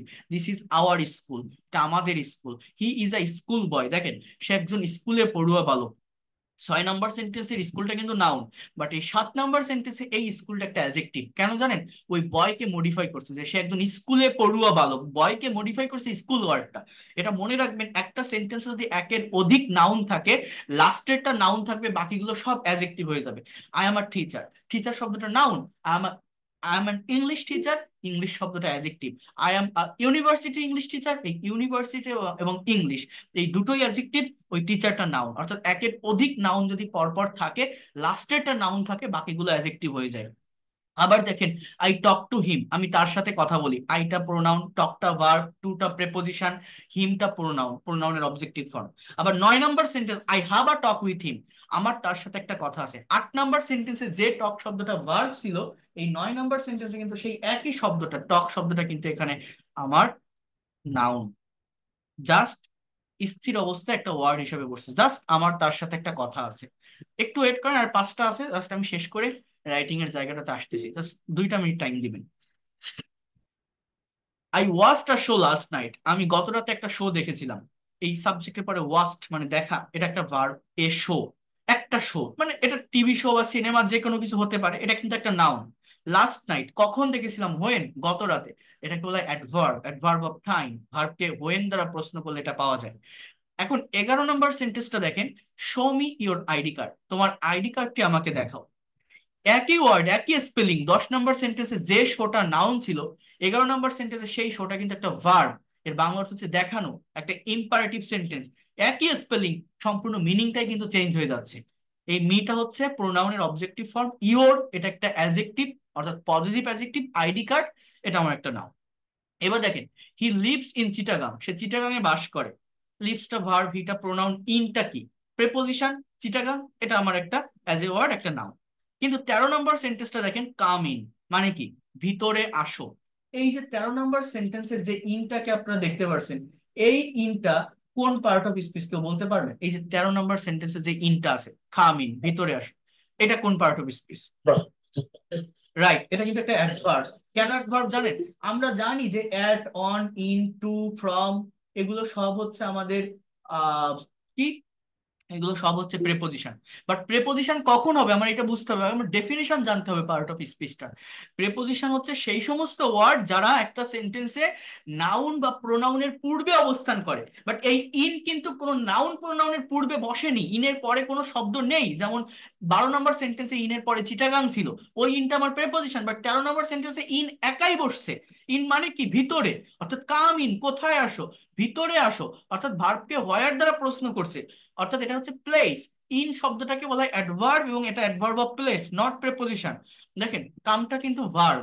হ্যাঁ, আই ডিসলাইক ক্রাইং, আমি কান্না অপছন্দ করি। এই ক্রাই মানে কাদা, ক্রাইং এটা দেখলে অনেকে মনে করবে ভার্ব, ভার্বের সঙ্গে আইএনজি যুক্ত ওয়ার্ড, কোনো কন্টিনিউয়াস টেন্স, বাট না, এটা ভার্বের সঙ্গে আইএনজি যুক্ত ওয়ার্ড, স্থির অবস্থায় আছে, অবজেক্টের স্থানে বসছে, নাউনের কাজ করছে। এটাকে বলা হয় জিরান্ড। As a part of speech এটা একটা নাউন। বাংলা অর্থটা কি, আমি কান্না অপছন্দ করি। আবার দেখেন সেম ওয়ার্ডটা অ্যাডজেক্টিভ হিসাবে বসছে 15 নম্বর সেন্টেন্সে। যেমন I saw a crying baby, এই সেন্টেন্সটার বাংলা অর্থ হচ্ছে আমি একটা কান্নারত শিশুকে দেখেছিলাম। I saw a crying baby, অর্থাৎ এমন একটা ছেলেকে দেখেছিলাম যে কাঁদতেছিল। এটা পাস্ট ইনডিফিনিট টেন্সের একটা সেন্টেন্স। এবং এই সেন্টেন্সে এই এই পাস্ট ইনডিফিনিট টেন্সের সেন্টেন্সে যে ক্রাইং শব্দটাকে দেখছেন, সেটা হচ্ছে বেবিকে মডিফাই করছে, মানে আমি এমন একটা বাচ্চাকে দেখেছিলাম যে কাঁদতেছিল, কান্নারত অবস্থায় ছিল। সো ভার্বের সঙ্গে আইএনজি যুক্ত একটা ওয়ার্ড, ভার্বের প্রেজেন্ট পার্টিসিপল ফর্ম, এটা মূলত এখানে কি হিসাবে বসছে আপনার এটা বুঝতে হবে। এটা মূলত এখানে অ্যাডজেক্টিভ হিসাবে বসছে, বেবিকে মডিফাই করছে। তাহলে একই ওয়ার্ড 14 নম্বর সেন্টেন্সে নাউন, 15 নম্বর সেন্টেন্সে অ্যাডজেক্টিভ। একই ওয়ার্ড 12 নম্বর সেন্টেন্সে প্রিপোজিশন, 13 নম্বর সেন্টেন্সে অ্যাডভার্ব। সেম ওয়ার্ড 10 নম্বর সেন্টেন্সে নাউন, 11 নম্বর সেন্টেন্সে ভার্ব। সেম ওয়ার্ড 9 নম্বর সেন্টেন্সে নাউন, 8 নম্বর সেন্টেন্সে ভার্ব। সেম ওয়ার্ড 6 নম্বর সেন্টেন্সে অ্যাডজেক্টিভ, আবার আমাদের 7 নম্বর সেন্টেন্সে অ্যাডজেক্টিভ, 6 নম্বর সেন্টেন্সে নাউন। এইভাবে কিন্তু আমার এই পার্ট অফ স্পিচ গুলো পরিবর্তন হয়। আর এই পার্ট অফ স্পিচের পরিবর্তন হয়ে, কথাটা বুঝবেন, পার্ট অফ স্পিচ এর পরিবর্তন হয়ে একটা সেন্টেন্সের টাইমের পরিবর্তন হয়ে যায়, মিনিং এর পরিবর্তন হয়ে যায়, অর্থের পরিবর্তন হয়ে যায়, সেন্সের পরিবর্তন হয়ে যায়। এই পরিবর্তনগুলো আপনাদেরকে বুঝতে হবে। এটা যদি আপনি আইডেন্টিফাই করতে না পারেন, এগুলো যদি আপনি ভালোভাবে বুঝতে না পারেন, আপনারা কখনোই একটা সেন্টেন্সকে প্রফেশনালি পারফেক্ট ওয়েতে ট্রান্সলেট করতে পারবেন না। একটা সেন্টেন্সের অ্যাকচুয়াল মিনিং বা অ্যাকচুয়াল যে সেন্সটা থাকে, সেই সেন্স বা মিনিং এটা আপনারা বের করে আনতে পারবেন না। তো আমি আবারও বলে রাখছি, আপনারা এগুলো একটু শিখবেন, এগুলো একটু করার চেষ্টা করবেন, দেখবেন এটা আপনাদের জন্যই অনেক বেশি ইম্পর্টেন্ট, অনেক বেশি ভালো হবে। আমি তা ইংলিশ সেভাবেই শিখাই। আপনারা এখানে অনেকেই আছেন যারা এর আগেও আমার ক্লাস করছেন, আপনারা জানেন কতটা ডিটেলস আমি বোঝাই। আমি এমন ভাবে শিখাই যাতে করে একটা স্টুডেন্ট এই ল্যাঙ্গুয়েজটাকে নিজের একটা অ্যাসেট বা সম্পদ হিসেবে নিতে পারে, ধরে রাখতে পারে, নেক্সট জেনারেশনকে শেখাতে পারে। সেইভাবে কিন্তু আমি এই ল্যাঙ্গুয়েজের একদম অরিজিনটা, মানে একদম অরিজিন থেকে শেখানোর বা বোঝানোর চেষ্টা করি প্রত্যেকটা স্টুডেন্টকে, যাতে করে সে ভালোভাবে ল্যাঙ্গুয়েজটাকে নিতে পারে, ভালোভাবে ল্যাঙ্গুয়েজটাকে শিখতে পারে। তো সেই বিষয়গুলোকে মেনটেন করে আমি আপনাদেরকে বলছি, নিজেরা একটু ভালোভাবে করবেন, দেখবেন অনেক দ্রুত এই ল্যাঙ্গুয়েজটা আপনারা ডেভেলপ করতে পারবেন। এখন আমি আপনাদেরকে আরেকটা বিষয় একটু দেখাবো বা আরেকটা বিষয় নিয়ে একটু কথা বলবো। সেটা হচ্ছে যে জায়গাটা মেইনলি আমি আসতে চেয়েছিলাম, যে how can we make long English sentences from short sentence বা ইউজিং অ্যাডভার্বিয়াল, এটা আমাকে একটু লিখে দেখাতে হবে। তো যদি সম্ভব হয় আপনারা একটা খাতা কলম সাথে নিয়ে বসবেন, তাহলে আপনাদের বিষয়গুলো নোট করতে সুবিধা হবে। আর আমি আপনাদের ইয়ে দিয়ে দিব, রেকর্ড কালার্স দিয়ে দিব, বাট এটার পিডিএফ ফাইল নেই ওইভাবে। আমি এখন লিখে লিখে টাইপ করে আপনাদেরকে এই বিষয়টা শেখাবো। যারা রাইটিং এ দুর্বল, যারা ইংলিশে ছোট ছোট সেন্টেন্স বলে থেমে যান, একটা সেন্টেন্সকে লং করতে পারেন না, বড় করতে পারেন না, একটা সেন্টেন্সের ভিতর যারা এক্সট্রা ইনফরমেশন নিয়ে আসতে পারেন না, এই ধরনের প্রবলেম গুলো যারা ফেস করেন, এই জাস্ট 10 থেকে 15 মিনিট আপনি একটু ক্লাসটাতে থাকবেন।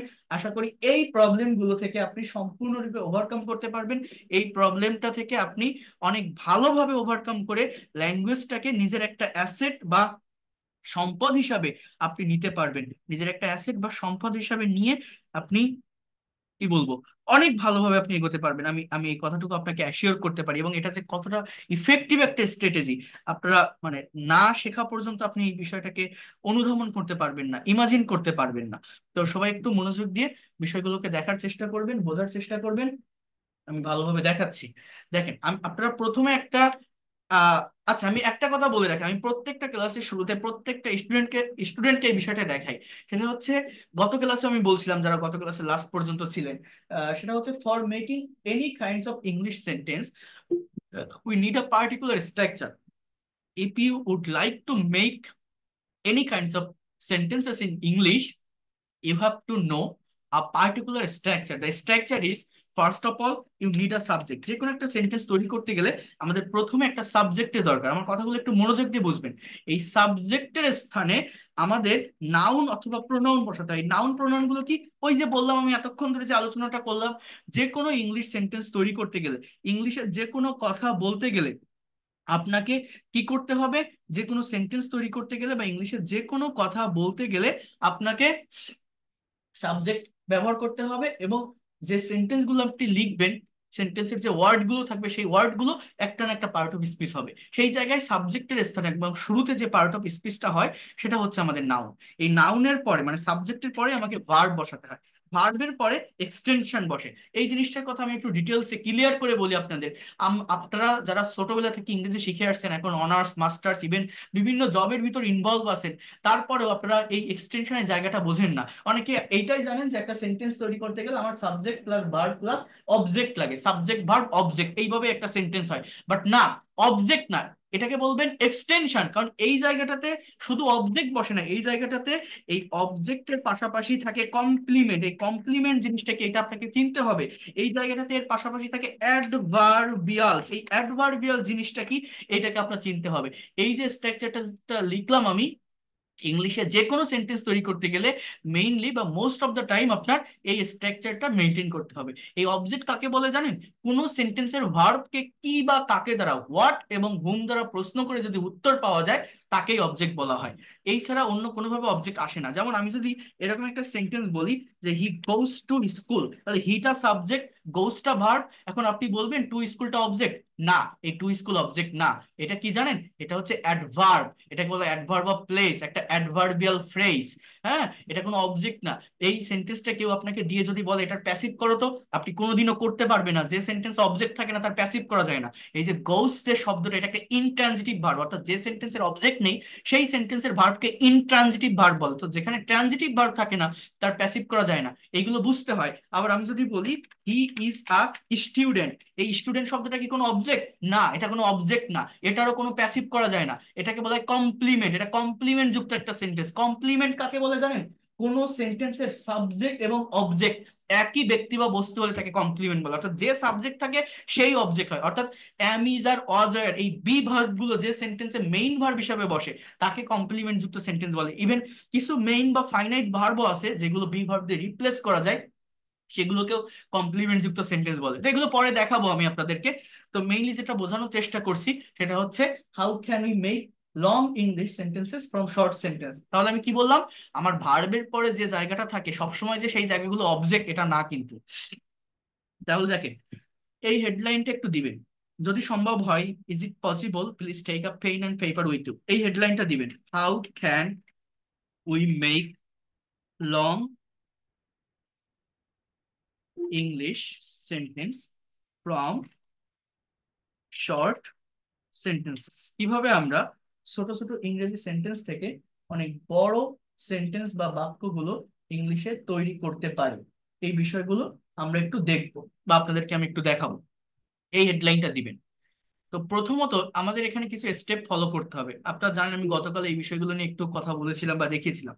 তো আমাদের কিছু স্টেপ ফলো করতে হবে। Step number one, for making long English sentence first of all we need a subject. আমাদের একটা সাবজেক্টের প্রয়োজন। খুব ভালোভাবে বোঝেন যারা রাইটিং এ দুর্বল, যারা ফ্রি হ্যান্ডে একটা প্যারাগ্রাফ, একটা সিবি, একটা কম্পোজিশন লিখতে পারেন না, কথা বলতে গেলেও ছোট ছোট সেন্টেন্স বলে থেমে যান, একটা সেন্টেন্সের ভিতর এক্সট্রা ইনফরমেশন নিয়ে আসতে পারেন না, কিভাবে সেটা করবেন জাস্ট বোঝার চেষ্টা করেন।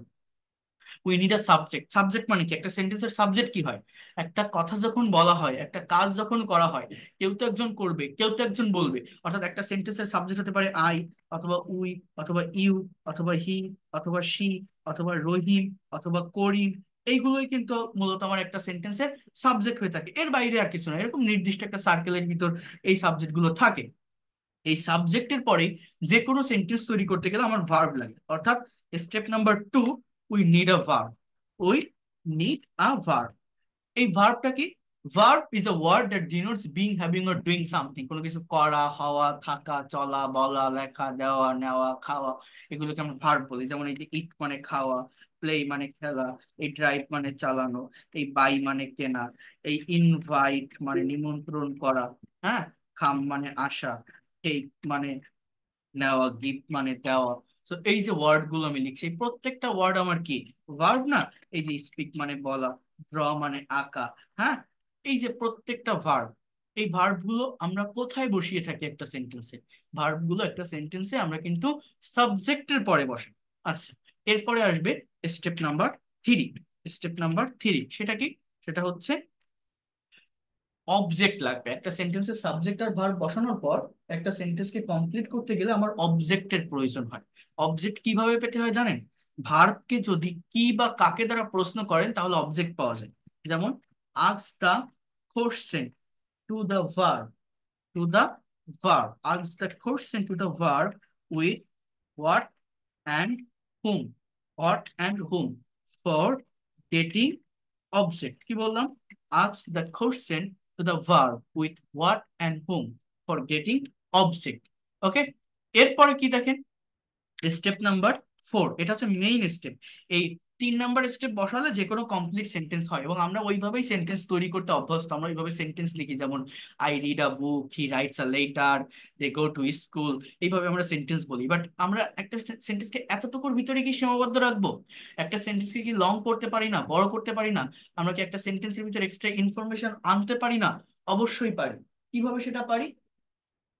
আমার ভার্বটাকে অ্যাডভার্ব দিয়ে কোশ্চেন করে। আমাদের ইংলিশ ল্যাঙ্গুয়েজে মেইনলি 3 প্রকার অ্যাডভার্ব ভালোভাবে জানতে হয়: অ্যাডভার্ব অফ প্লেস, টাইম এবং ম্যানার। এছাড়া adverb of reason, adverb of frequency বা ডিউরেশন। এগুলো যদি ভালোভাবে জানা থাকে তাহলে একটা সেন্টেন্সের ভিতর সেই ইনফরমেশন গুলো নিয়ে সেন্টেন্সকে বড় করা যায়। অর্থাৎ এইখানে দেখেন, again ask the question to the verb with how, where, when and why. এই ওয়ার্ডগুলো দিয়ে যদি আপনি আবার ভার্বকে কোশ্চেন করেন তাহলে আপনার একটা সেন্টেন্স বড় হতে থাকবে। ঠিক আছে? এরপর step number five, it's nothing, I mean very simple, just can say provide the answer, provide the answer. এই যে 5টা স্টেপ আমি এখানে লিখলাম, প্রথমে একটা হেডলাইন দিবেন যে how can we make long English sentences from short sentence by using adverbial. I mean অ্যাডভার্বের ব্যবহারই মূলত আমার এখানে করতে হয়। তো তার জন্য এই 5টা স্টেপ আমাকে ফলো করতে হবে। এই 5টা স্টেপ ফলো করে আপনি যদি সেন্টেন্স তৈরি করেন, যে কোনো শর্ট সেন্টেন্সকে লং সেন্টেন্সে পরিণত করতে পারবেন। সেটা কিভাবে? যেমন দেখেন, ফর এক্সাম্পল আমি যে কোনো একটা সাবজেক্ট নিব। ফর এক্সাম্পল আমি যদি বলি উই, একটা সাবজেক্ট। এবার আমি ভার্বের ব্যবহার করব। ভার্বটা কি? এখান থেকে আমি একটা ভার্ব নিই, ফর এক্সাম্পল উই প্লে, আমরা খেলি। কি বলবো? We play. সাবজেক্ট আর ভার্ব শেষ, আমরা খেলি। এবার কি খেলি? ভার্বকে হোয়াট এবং হুম দিয়ে প্রশ্ন করেন, যেটা অ্যাপ্রোপ্রিয়েট হবে। We play what? For example we play football, we play cricket, আপনি যদি সাবজেক্ট আর ভার্ব পাশাপাশি বসাতে পারেন, আমি গত ক্লাসে এটা বলছিলাম, অবজেক্ট অটোমেটিক্যালি চলে আসে। তো এইটা কিন্তু আমার একটা কমপ্লিট সেন্টেন্স। আমরা যে কোনো সেন্টেন্স যখন তৈরি করি বা ইংলিশে যখন স্পিকিং প্র্যাকটিস করি বা ফ্রি হ্যান্ডে লিখি, এই পর্যন্তই আমরা করতে পারি। এইখানে আমরা থেমে যাই, একটা সেন্টেন্সকে বড় করতে পারি না, একটা সেন্টেন্সের ভিতর এক্সট্রা ইনফরমেশন নিয়ে আসতে পারি না। সেটা কিভাবে আনতে হয়? উই প্লে ফুটবল, আমরা ফুটবল খেলি, শেষ। এইবার আমার কি করতে হবে? আমার সাবজেক্ট ভার্ব অবজেক্ট এইটাকে আরো বড় করার জন্য এই যে প্লে যে শব্দটা আছে, এই যে ভার্ব, এই ভার্বটাকে আমি কোশ্চেন করব কি দিয়ে? এই ওয়ার্ড গুলো দিয়ে। যেমন আপনি বলেন how how do we play football, আমরা কিভাবে ফুটবল খেলি। এখন আপনি খুব ক্ষিপ্রতার সাথে দ্রুততার সাথে ফুটবল খেলেন, কিলিয়ান এমবাপ্পের মতো দৌড়ান, হ্যাঁ, তাহলে আপনি এরকম বলতে পারেন। অর্থাৎ খেলার মাঠে আপনার আচরণটা কেমন, আপনার বিহেভিয়ারটা কেমন, কিভাবে আপনি খেলেন। এখন আপনি যদি বলেন we play football very quickly, quickly, এই কুইকলি যে শব্দটা লিখলাম এটাকে বলে অ্যাডভার্ব, অ্যাডভার্ব অফ ম্যানার। এটা হচ্ছে ভার্বকে হাউ দ্বারা কোশ্চেন করে পাওয়া যায়। কাকে? ভার্বকে। কিভাবে পাওয়া যায়? হাউ দ্বারা কোশ্চেন করে। এরপর আপনি আবার প্রশ্ন করেন, দেখেন আমার সেন্টেন্স কিন্তু একটু বড় হলো। আবার প্রশ্ন করেন war do we play football, আমরা কোথায় ফুটবল খেলি? We play football very quickly in the field, আমরা মাঠে ফুটবল খেলি, আমরা মাঠে ফুটবল খেলি। আমরা কোথায় ফুটবল খেলি? মাঠে ফুটবল খেলি, দ্যাট ইজ প্লেস। এটাকে বলে অ্যাডভার্ব অফ প্লেস। এটা কিভাবে পেলাম? ভার্বকে ওয়ার দ্বারা কোশ্চেন করে। আমরা যে মাঠে ফুটবল খেলি, আমরা কখন ফুটবল খেলি? আমি বিকাল বেলায় ফুটবল খেলি, অ্যাট আফটারনুন। দেখেন, আপনি যদি এখানে দুটো সময়কে মেনশন করেন, তাহলে ছোট টাইমকে আগে বসাবেন, বড় টাইমকে পরে বসাবেন। যেমন আপনি যদি বলেন আমরা বিকাল 4টায় ফুটবল খেলি, বিকালটা বড়, 4টা ছোট, তাহলে এটা আপনি এইভাবে বলবেন, at 4 p.m. at 4 p.m. in the afternoon, at 4 p.m. in the afternoon, অর্থাৎ আমরা বিকাল 4টায় মাঠে ফুটবল খেলি, খুবই দ্রুততার সাথে, ক্ষিপ্রতার সাথে। হ্যাঁ, এবার আপনি কেন ফুটবল খেলেন? Why do we play football, কেন আমরা খেলি, খেলার রিজনটা কি বা কারণটা কি? এখানে আপনার রিজন বসাতে হবে, অ্যাডভার্ব অফ রিজন। সেটা হচ্ছে আমি শারীরিক ব্যায়াম করার জন্য ফুটবল খেলি, বা আমার শরীরটাকে ফিট রাখার জন্য ফুটবল খেলি। তাহলে কি বলতে পারি? গত ক্লাসে আমি এটা বলছিলাম যে to do physical exercise, to do physical exercise. অথবা এই টু ডু মানে করতে, ডু মানে করা, টু ডু মানে করতে, এটা বলে ইনফিনিটিভ, টু প্লাস বি আর নন ফাইনাইট ভার্ব। এটার পরিবর্তে আমরা ফর এর ব্যবহার করতে পারি, বাট ফর যদি ব্যবহার করেন টু বাদে অন্য যে কোনো প্রেপোজিশনের পরে ভার্ব বসালে তার সঙ্গে আইএনজি বসাতে হয়।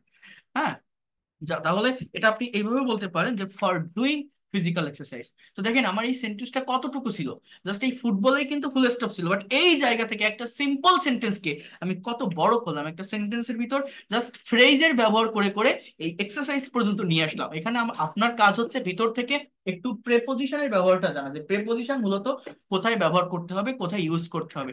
এটা জানতে পারলে এই বিষয়গুলো করা অনেক সহজ হয়ে যায়। তাহলে এইখানে আমি যে বিষয়গুলো লিখলাম, অর্থাৎ এই যে ভেরি কুইকলি, এটাকে আমরা কি বলবো? Adverb of manner.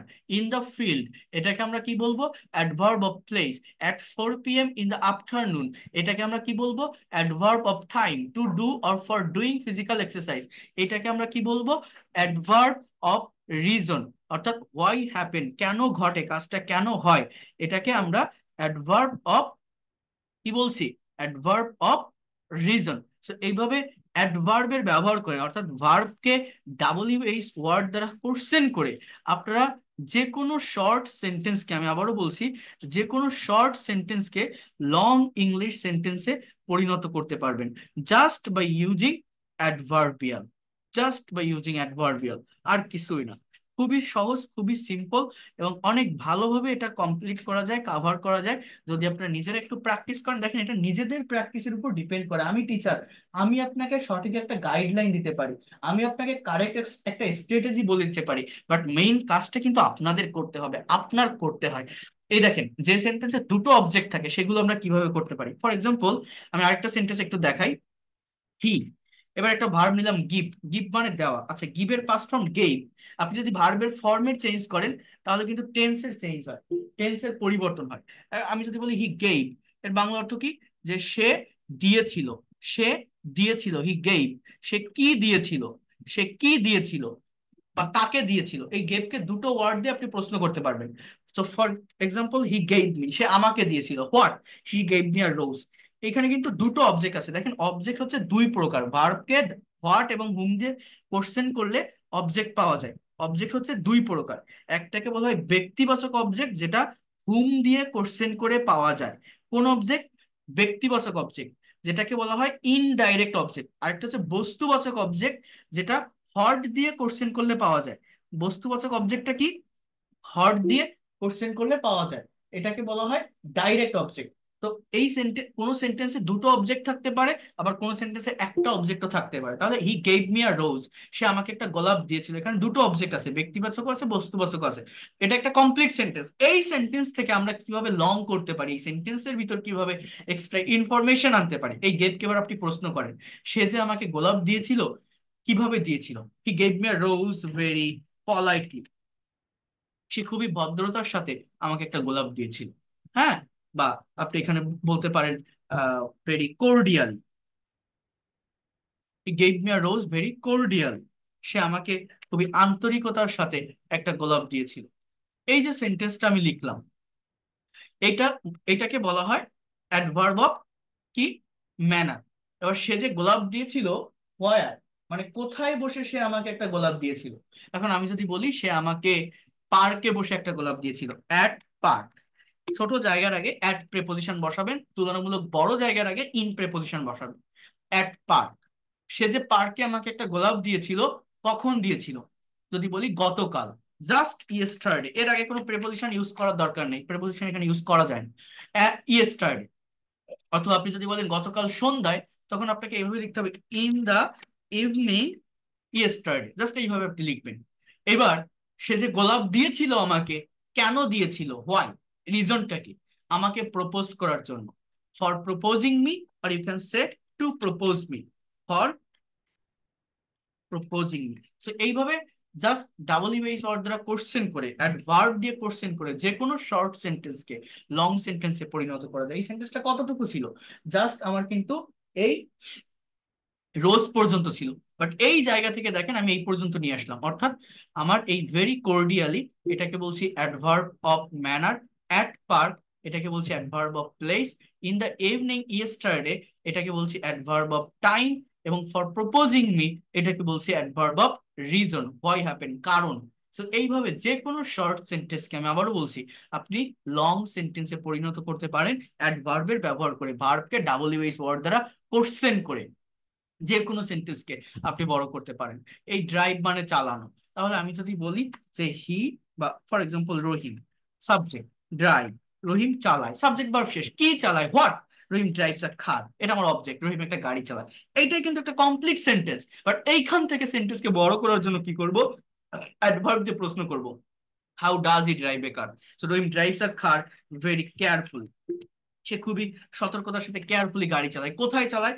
On busy road, গতকাল বলছিলাম এটা, অন বিজি রোড, সে ব্যস্ত রাস্তায় গাড়ি চালায়। হ্যাঁ, খুবই সতর্কতার সাথে চালায়। এটা অ্যাডভার্ব অফ প্লেস, সে যে গাড়ি চালায়, সে কখন গাড়ি চালায়? সন্ধ্যাবেলায় গাড়ি চালায়, ইন দ্য ইভিনিং, সে সন্ধ্যাবেলায় গাড়ি চালায়। সে কেন গাড়ি চালায়? হোয়াই, রিজনটা কি? টাকা আয় করার জন্য, টু আর্ন। অথবা আপনি বলতে পারেন যে for earning, to plus be on, অথবা ফর প্লাস ভার্বের সঙ্গে আইএনজি, ফর আর্নিং মানি। দেখেন, সে টাকা উপার্জন করার জন্য প্রতিদিন সন্ধ্যাবেলায় খুবই সতর্কতার সাথে ব্যস্ত রাস্তায় গাড়ি চালায়। সেন্টেন্স কিন্তু জাস্ট এতটুকু ছিল, কার পর্যন্ত। বাট একটা সেন্টেন্সের ভিতর এক্সট্রা ইনফরমেশন অ্যাড করার জন্য, একটা সেন্টেন্সকে লং করার জন্য, বড় করার জন্য আমার এই অ্যাডভার্বের সাহায্য নিতে হয়। Adverbial, adverb of time, adverb of place, adverb of reason, adverb of manner, adverb of duration. এই অ্যাডভার্বের ব্যবহার করে যে কোনো শর্ট সেন্টেন্সকে লং ইংলিশ সেন্টেন্সে পরিণত করা যায়। এটা আপনি যে কোনো প্যাসেজ রিড আউট করতে যান, এই ধরনের সেন্টেন্স বা এই ধরনের স্ট্রাকচারই আপনি মোস্ট অফ দ্য টাইম দেখবেন। যে কোনো সেন্টেন্সের অর্গানাইজেশন, যে কোনো সেন্টেন্সের কারেক্ট ওয়ার্ডার আপনি দেখেন ঠিক এরকম থাকে। আরেকটা কথা বলি, এই অ্যাডভার্ব সার্টেন একটা অর্ডার মেনটেন করে, অর্থাৎ আপনি যে কোশ্চেন করে করে অ্যান্সারটা আপনি বসাচ্ছেন, সেই জায়গাটা আপনাকে বুঝতে হবে। আগে ম্যানার বসাবেন, অর্থাৎ এই যেভাবে আমি লিখছি, আগে হাউ দিয়ে কোশ্চেন করবেন, তারপর হোয়ার, তারপর হোয়েন, তারপর হয়, অর্থাৎ ম্যানার, প্লেস, টাইম, রিজন, এইটা মেনটেন করবেন। তাহলে কারেক্ট গ্রামার মেনটেন করা হবে। এইভাবে মেনটেন করে যে কোনো শর্ট সেন্টেন্সকে আপনারা লং ইংলিশ সেন্টেন্সে পরিণত করতে পারেন। এটা আপনাদের করতে হবে। দেখেন, আপনি ফ্রি ক্লাস করছেন, আমি আমার প্রত্যেকটা স্টুডেন্টকে আমি ফুল ইফোর্ট দিয়ে পড়াই, আমার ভিতরে যা কিছু আছে সবকিছু দিয়ে আমি পড়াই। যারা এর আগে থেকে আমার ক্লাসগুলো করে আসছেন তারা হয়তো জানেন আমি কিভাবে বোঝাই বা কিভাবে শিখিয়ে থাকি। আমার পেইড কোর্সে যারা থাকে প্রত্যেকটা স্টুডেন্ট যদি সে লাস্ট পর্যন্ত আমার সঙ্গে থাকে এক্সপার্ট এবং ফ্লুয়েন্ট হয়ে বের হয়। সেইভাবেই আমি প্র্যাকটিক্যাল ওয়েতে এই ল্যাঙ্গুয়েজের অরিজিনটা নিয়ে কথা বলি, একদম প্র্যাকটিক্যাল ওয়েতে ল্যাঙ্গুয়েজটা শিখিয়ে থাকি। এই যে স্ট্র্যাটেজিটা আমি দেখালাম ফ্রি হ্যান্ড রাইটিং এর জন্য বা একটা সেন্টেন্সকে লং করার জন্য, একটা সেন্টেন্সের ভিতর এক্সট্রা ইনফরমেশন নেওয়ার জন্য, এর থেকে ইফেক্টিভ স্ট্র্যাটেজি ইফেক্টিভ টেকনিক আর হতে পারে না। আপনাদের এটা যে যতই দুর্বল হন না কেন ইংলিশে, জাস্ট একটু প্রেপোজিশনের ব্যবহারটা জানতে হয়, ফ্রেজ ধরে ধরে ভার্বকে শুধু কোশ্চেন করতে হবে, করলেই সেন্টেন্স বড় হতে থাকবে। তো যতই দুর্বল হন না কেন আপনি, এটা কিন্তু বুঝতে অসুবিধা হওয়ার কথা নয়। তো যদি আপনার মনে হয় আপনি এটা বুঝতে পারছেন বা নিতে পারছেন, তাহলে আপনি কি করবেন, এখানে আরো অনেক ভার্ব আছে, অনেক সাবজেক্ট আছে। এই সাবজেক্ট এবং ভার্ব গুলো দিয়ে আপনারা নিজেরা সেন্টেন্স প্র্যাকটিস করার চেষ্টা করেন। আপনারা নিজেরা যদি কাজ না করেন কখনোই এগোতে পারবেন না। এটা সায়েন্স না, এটা ম্যাথ না যে একটা টিচার করালো আপনি মনোযোগ দিয়ে শুনলেন। না, এর জন্য আপনার আহামরি ব্রেনও লাগবে না। আপনি যতই ইললিটারেট হন, যতই অশিক্ষিত হন, যতই দুর্বল হন, যদি ইংরেজি শেখার ইচ্ছা থাকে, মনে প্রাণে যদি শখ থাকে, জাস্ট প্র্যাকটিসের মাধ্যমে, এবং সেই প্র্যাকটিসটা করতে হয় কারেক্ট টেকনিক ফলো করে, কারেক্ট স্ট্র্যাটেজি ফলো করে, আপনি যদি এগোতে পারেন খুব কম সময়ের ভিতর খুব দ্রুত ইংলিশে এক্সপার্ট হওয়া যায়, ইংলিশে ডেভেলপ করা যায়। কিন্তু আমরা ভয় পাই কেন, আমরা এই ল্যাঙ্গুয়েজটাকে অনেক কমপ্লেক্স করে ফেলি, বিভিন্ন জায়গা থেকে দেখতে থাকি, আমরা এটার শুরু কোথায় শেষ কোথায় এটা বুঝতে পারি না। না পারার কারণে ইংলিশকে আমরা অনেক কঠিন করে ফেলি। বাট এটা কঠিন কিছু না, ইংলিশ ভেরি স্ট্রেট ল্যাঙ্গুয়েজ।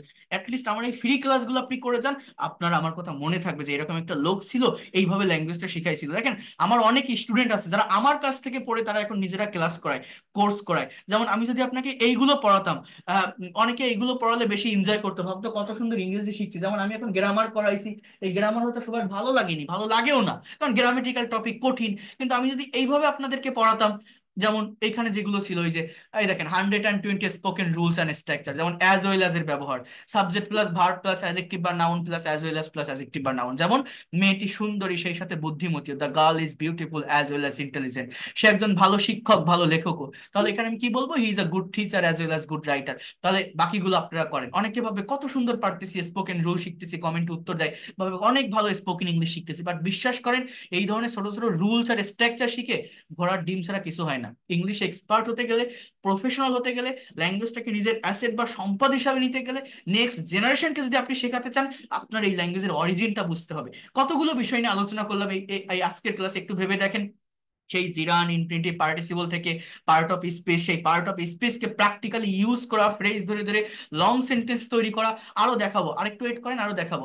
এবার দেখেন এই যে হাউ অ্যাবাউট এর ব্যবহার, যেমন অনেকে এগুলো শেখায় না, অনেকে দেখবেন এগুলো খুব এনজয় করে। আমি যদি এগুলো পড়াতাম অনেক স্টুডেন্ট থাকতো, অনেক ভালো এনজয় করতো, বলতো কত সুন্দর ক্লাস নিচ্ছেন। বাট যেটা কাজে লাগে না সেটা নিয়ে তো আমার কোনো লাভ নেই। এগুলো এইখানেই রেখে দিতে হবে, এগুলো প্র্যাকটিক্যালি আপনি ওইভাবে কাজে লাগাতে পারবেন না। যেমন দেখেন কম্পিউটার শিখলে কেমন হয়, how about learning computer. Coffee খেলে কেমন হয়, how about taking a cup of coffee. ঘুরতে গেলে কেমন হয়, how about going out today. এই শীতে রাঙামাটি গেলে কেমন হয়, how about going to Rangamati in this winter. So এই ধরনের ছোট ছোট রুলস স্ট্রাকচার কত প্র্যাকটিস করবেন, আর এই প্র্যাকটিস করে কি হবে। বাট আমি যে জিনিসগুলো দেখাচ্ছি, এগুলো যদি আপনি দেখতে পারেন, আপনার আইএলটিএস এর রাইটিং বলেন, বা আপনি যে কোনো প্যারাগ্রাফ লিখতে যান, সিভি লিখতে যান, কম্পোজিশন লিখতে যান, যে কোনো ক্রিয়েটিভ রাইটিং বলেন, প্রফেশনাল ওয়েতে নিজের মতো করে আপনি করতে পারবেন, নেক্সট জেনারেশনকে শেখাতে পারবেন। আরেকটা কথা বলে রাখি, যারা বাংলা থেকে ইংলিশ সেন্টেন্স করতে পারে না, সেটা কিভাবে করতে হয় আমি এই সেম স্ট্র্যাটেজি ফলো করে, যে কোনো বড় বড় বাংলা সেন্টেন্স দেখলে আমাদের গায়ে জ্বর চলে আসে, কোনটা সাবজেক্ট কোনটা ভার্ব আমরা খুঁজে পাই না, কারেক্ট অর্ডার মেনটেন করে লিখতে পারি না। তো সেটা কিভাবে লিখতে হয় আমি দেখাচ্ছি।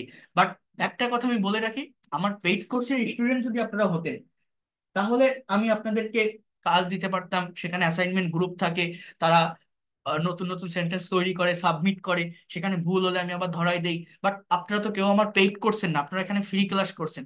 আপনি আজকে আছেন কালকে নাও থাকতে পারেন, আমি আপনাকে চিনি না, আপনি আমাকে আজকে নতুন দেখছেন। তো আমি আপনাকে ওইভাবে কাজও দিতে পারবো না, কাজ আদায়ও করতে পারবো না।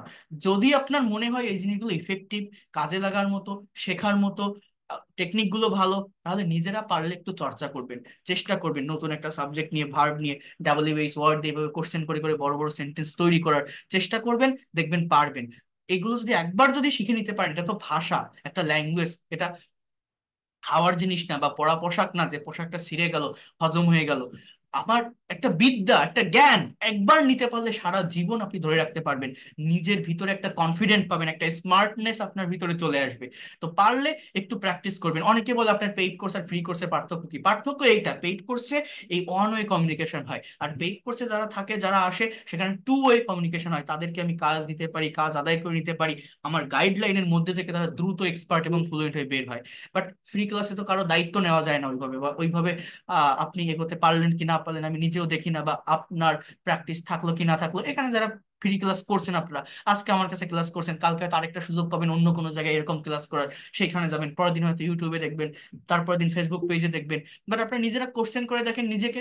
এই বিভিন্ন জায়গা থেকে যদি আপনি দেখতে থাকেন, আপনি কিন্তু শিখছেন, শিখবেন, শিখতে পারবেন। বাট ওই শেখাটা আপনাকে শিখে যেতে হবে, দিনের পর দিন, মাসের পর মাস, বছরের পর বছর যেতে থাকবে।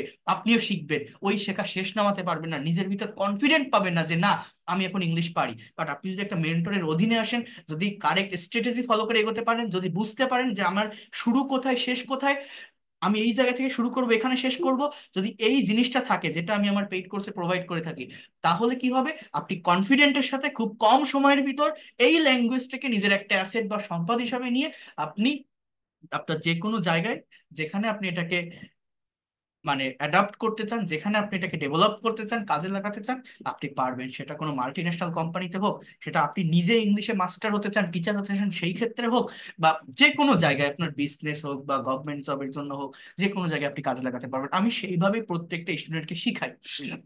এখন দেখেন, যে কোনো বাংলা সেন্টেন্সকে কিভাবে আমরা ইংলিশে ট্রান্সলেট করতে পারি, আরেকটা বিষয় আমি একটু শিখাই দিই, বোঝার চেষ্টা করেন।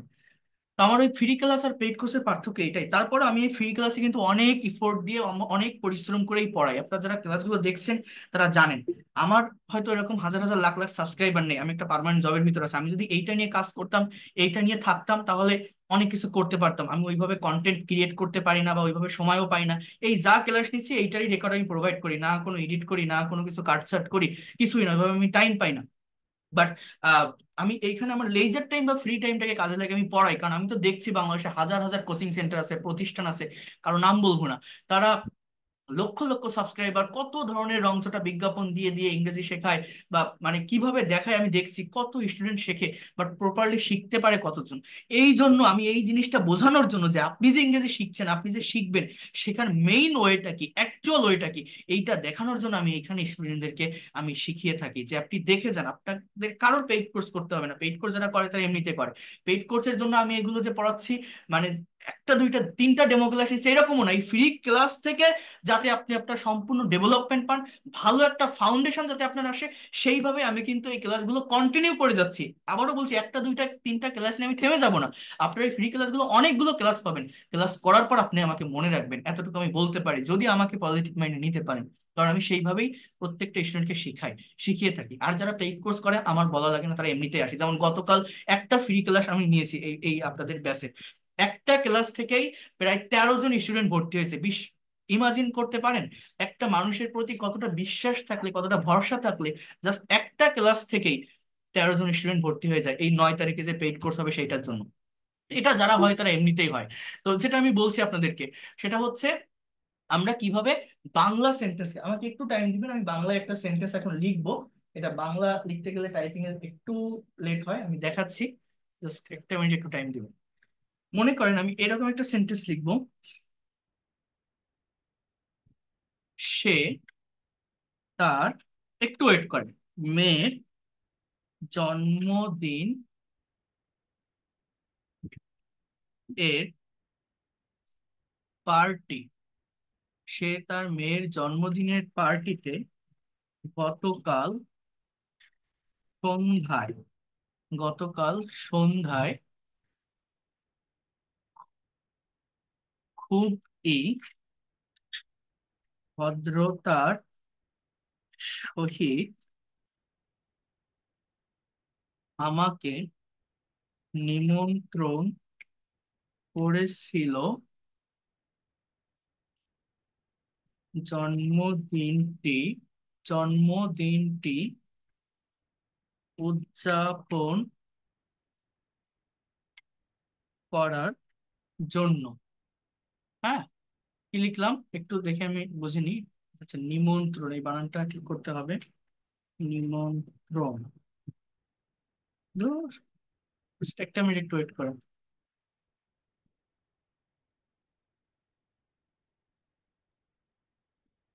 ওকে, তাহলে টোটাল সেন্টেন্সটা কি লিখলাম দেখেন। অনেক বড় একটা বাংলা সেন্টেন্স লিখলাম, হ্যাঁ।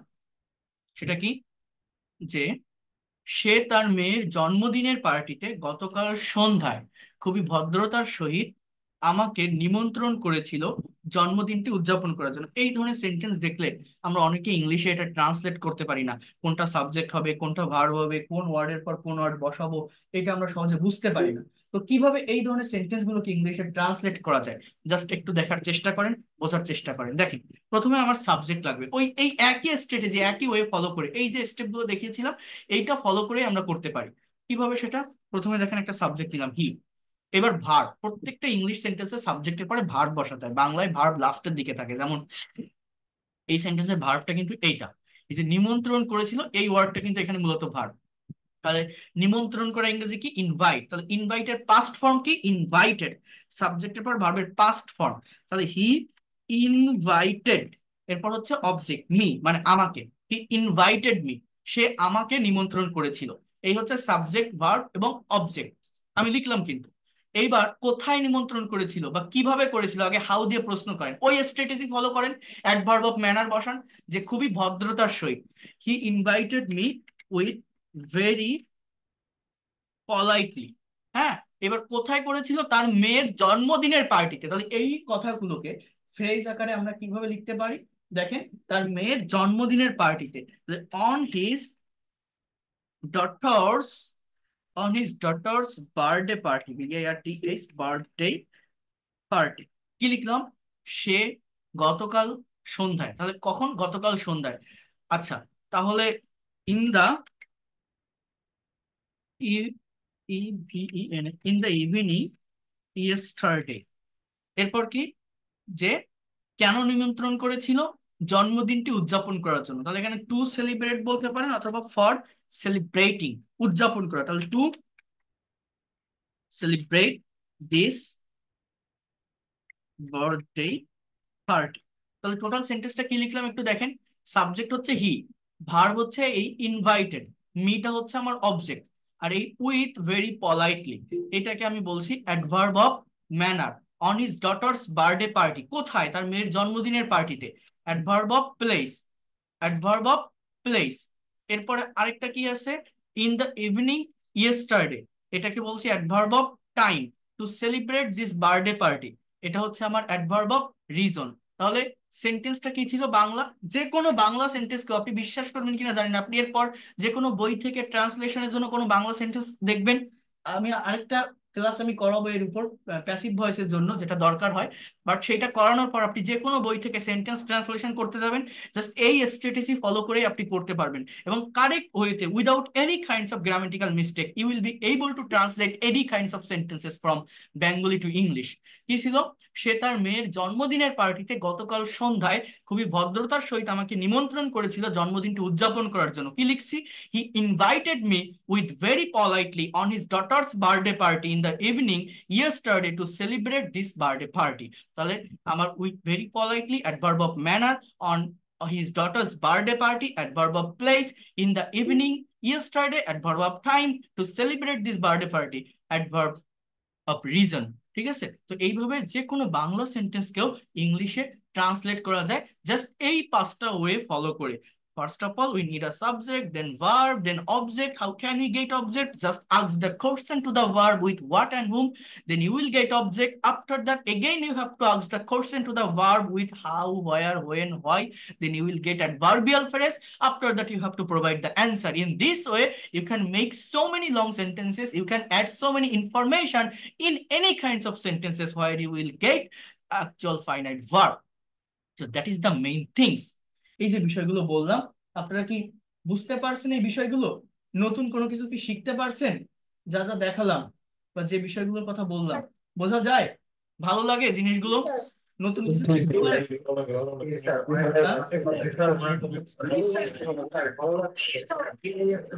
হ্যাঁ? এই সেন্টেন্স এইভাবে সেন্টেন্স ট্রান্সলেশন বা এইভাবে রাইটিং এর ডেভেলপমেন্ট, এটা আমাদের পিডিএফ করে দিলে আরো better। হ্যাঁ পিডিএফ পাঠিয়ে দিব। তো এইভাবে সেন্টেন্স এর ডেভেলপমেন্ট বা রাইটিং এর জন্য এইভাবে আগে কোথাও করছেন?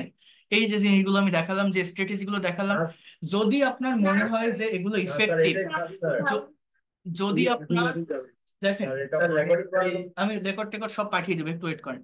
যদি আপনার মনে হয় এটা ইম্পর্টেন্ট, এটা ইফেক্টিভ, এটা কাজে লাগার মতো, আমি আবারও রিকোয়েস্ট করছি, আমার কোনো চাওয়া পাওয়া না, আপনারা নিজেরা পারলে একটু প্র্যাকটিস করবেন, দেখবেন অনেক ভালোভাবে ডেভেলপ করতে পারবেন। আমি প্রত্যেকটা স্টুডেন্টকে ডিটেলসে বুঝিয়ে থাকি। আর আরেকটা কথা বলে রাখি, যারা এর আগের মাসে ফ্রি ক্লাসগুলো করেছেন, পেইড কোর্স করতে পারেননি বিভিন্ন সমস্যার কারণে, ঈদের ছুটির কারণে, বা ভর্তি হতে চেয়েছেন নতুন ব্যাচ পান নাই, যারা আগের বারও করেছেন ফ্রি ক্লাস আবার করছেন, ভর্তি হতে চান, অনেকবার নক দিছেন, এই 27, 28, 29 তারিখ থেকে প্রচুর স্টুডেন্ট ভর্তি হয়েছে, নক দিছে, তাদেরকে আমার মানে কি বলবো, আমি নিতে চাইনি, তারপরে ভর্তি হওয়ার কারণে পুরাতন ব্যাচে অ্যাড করা লাগছে।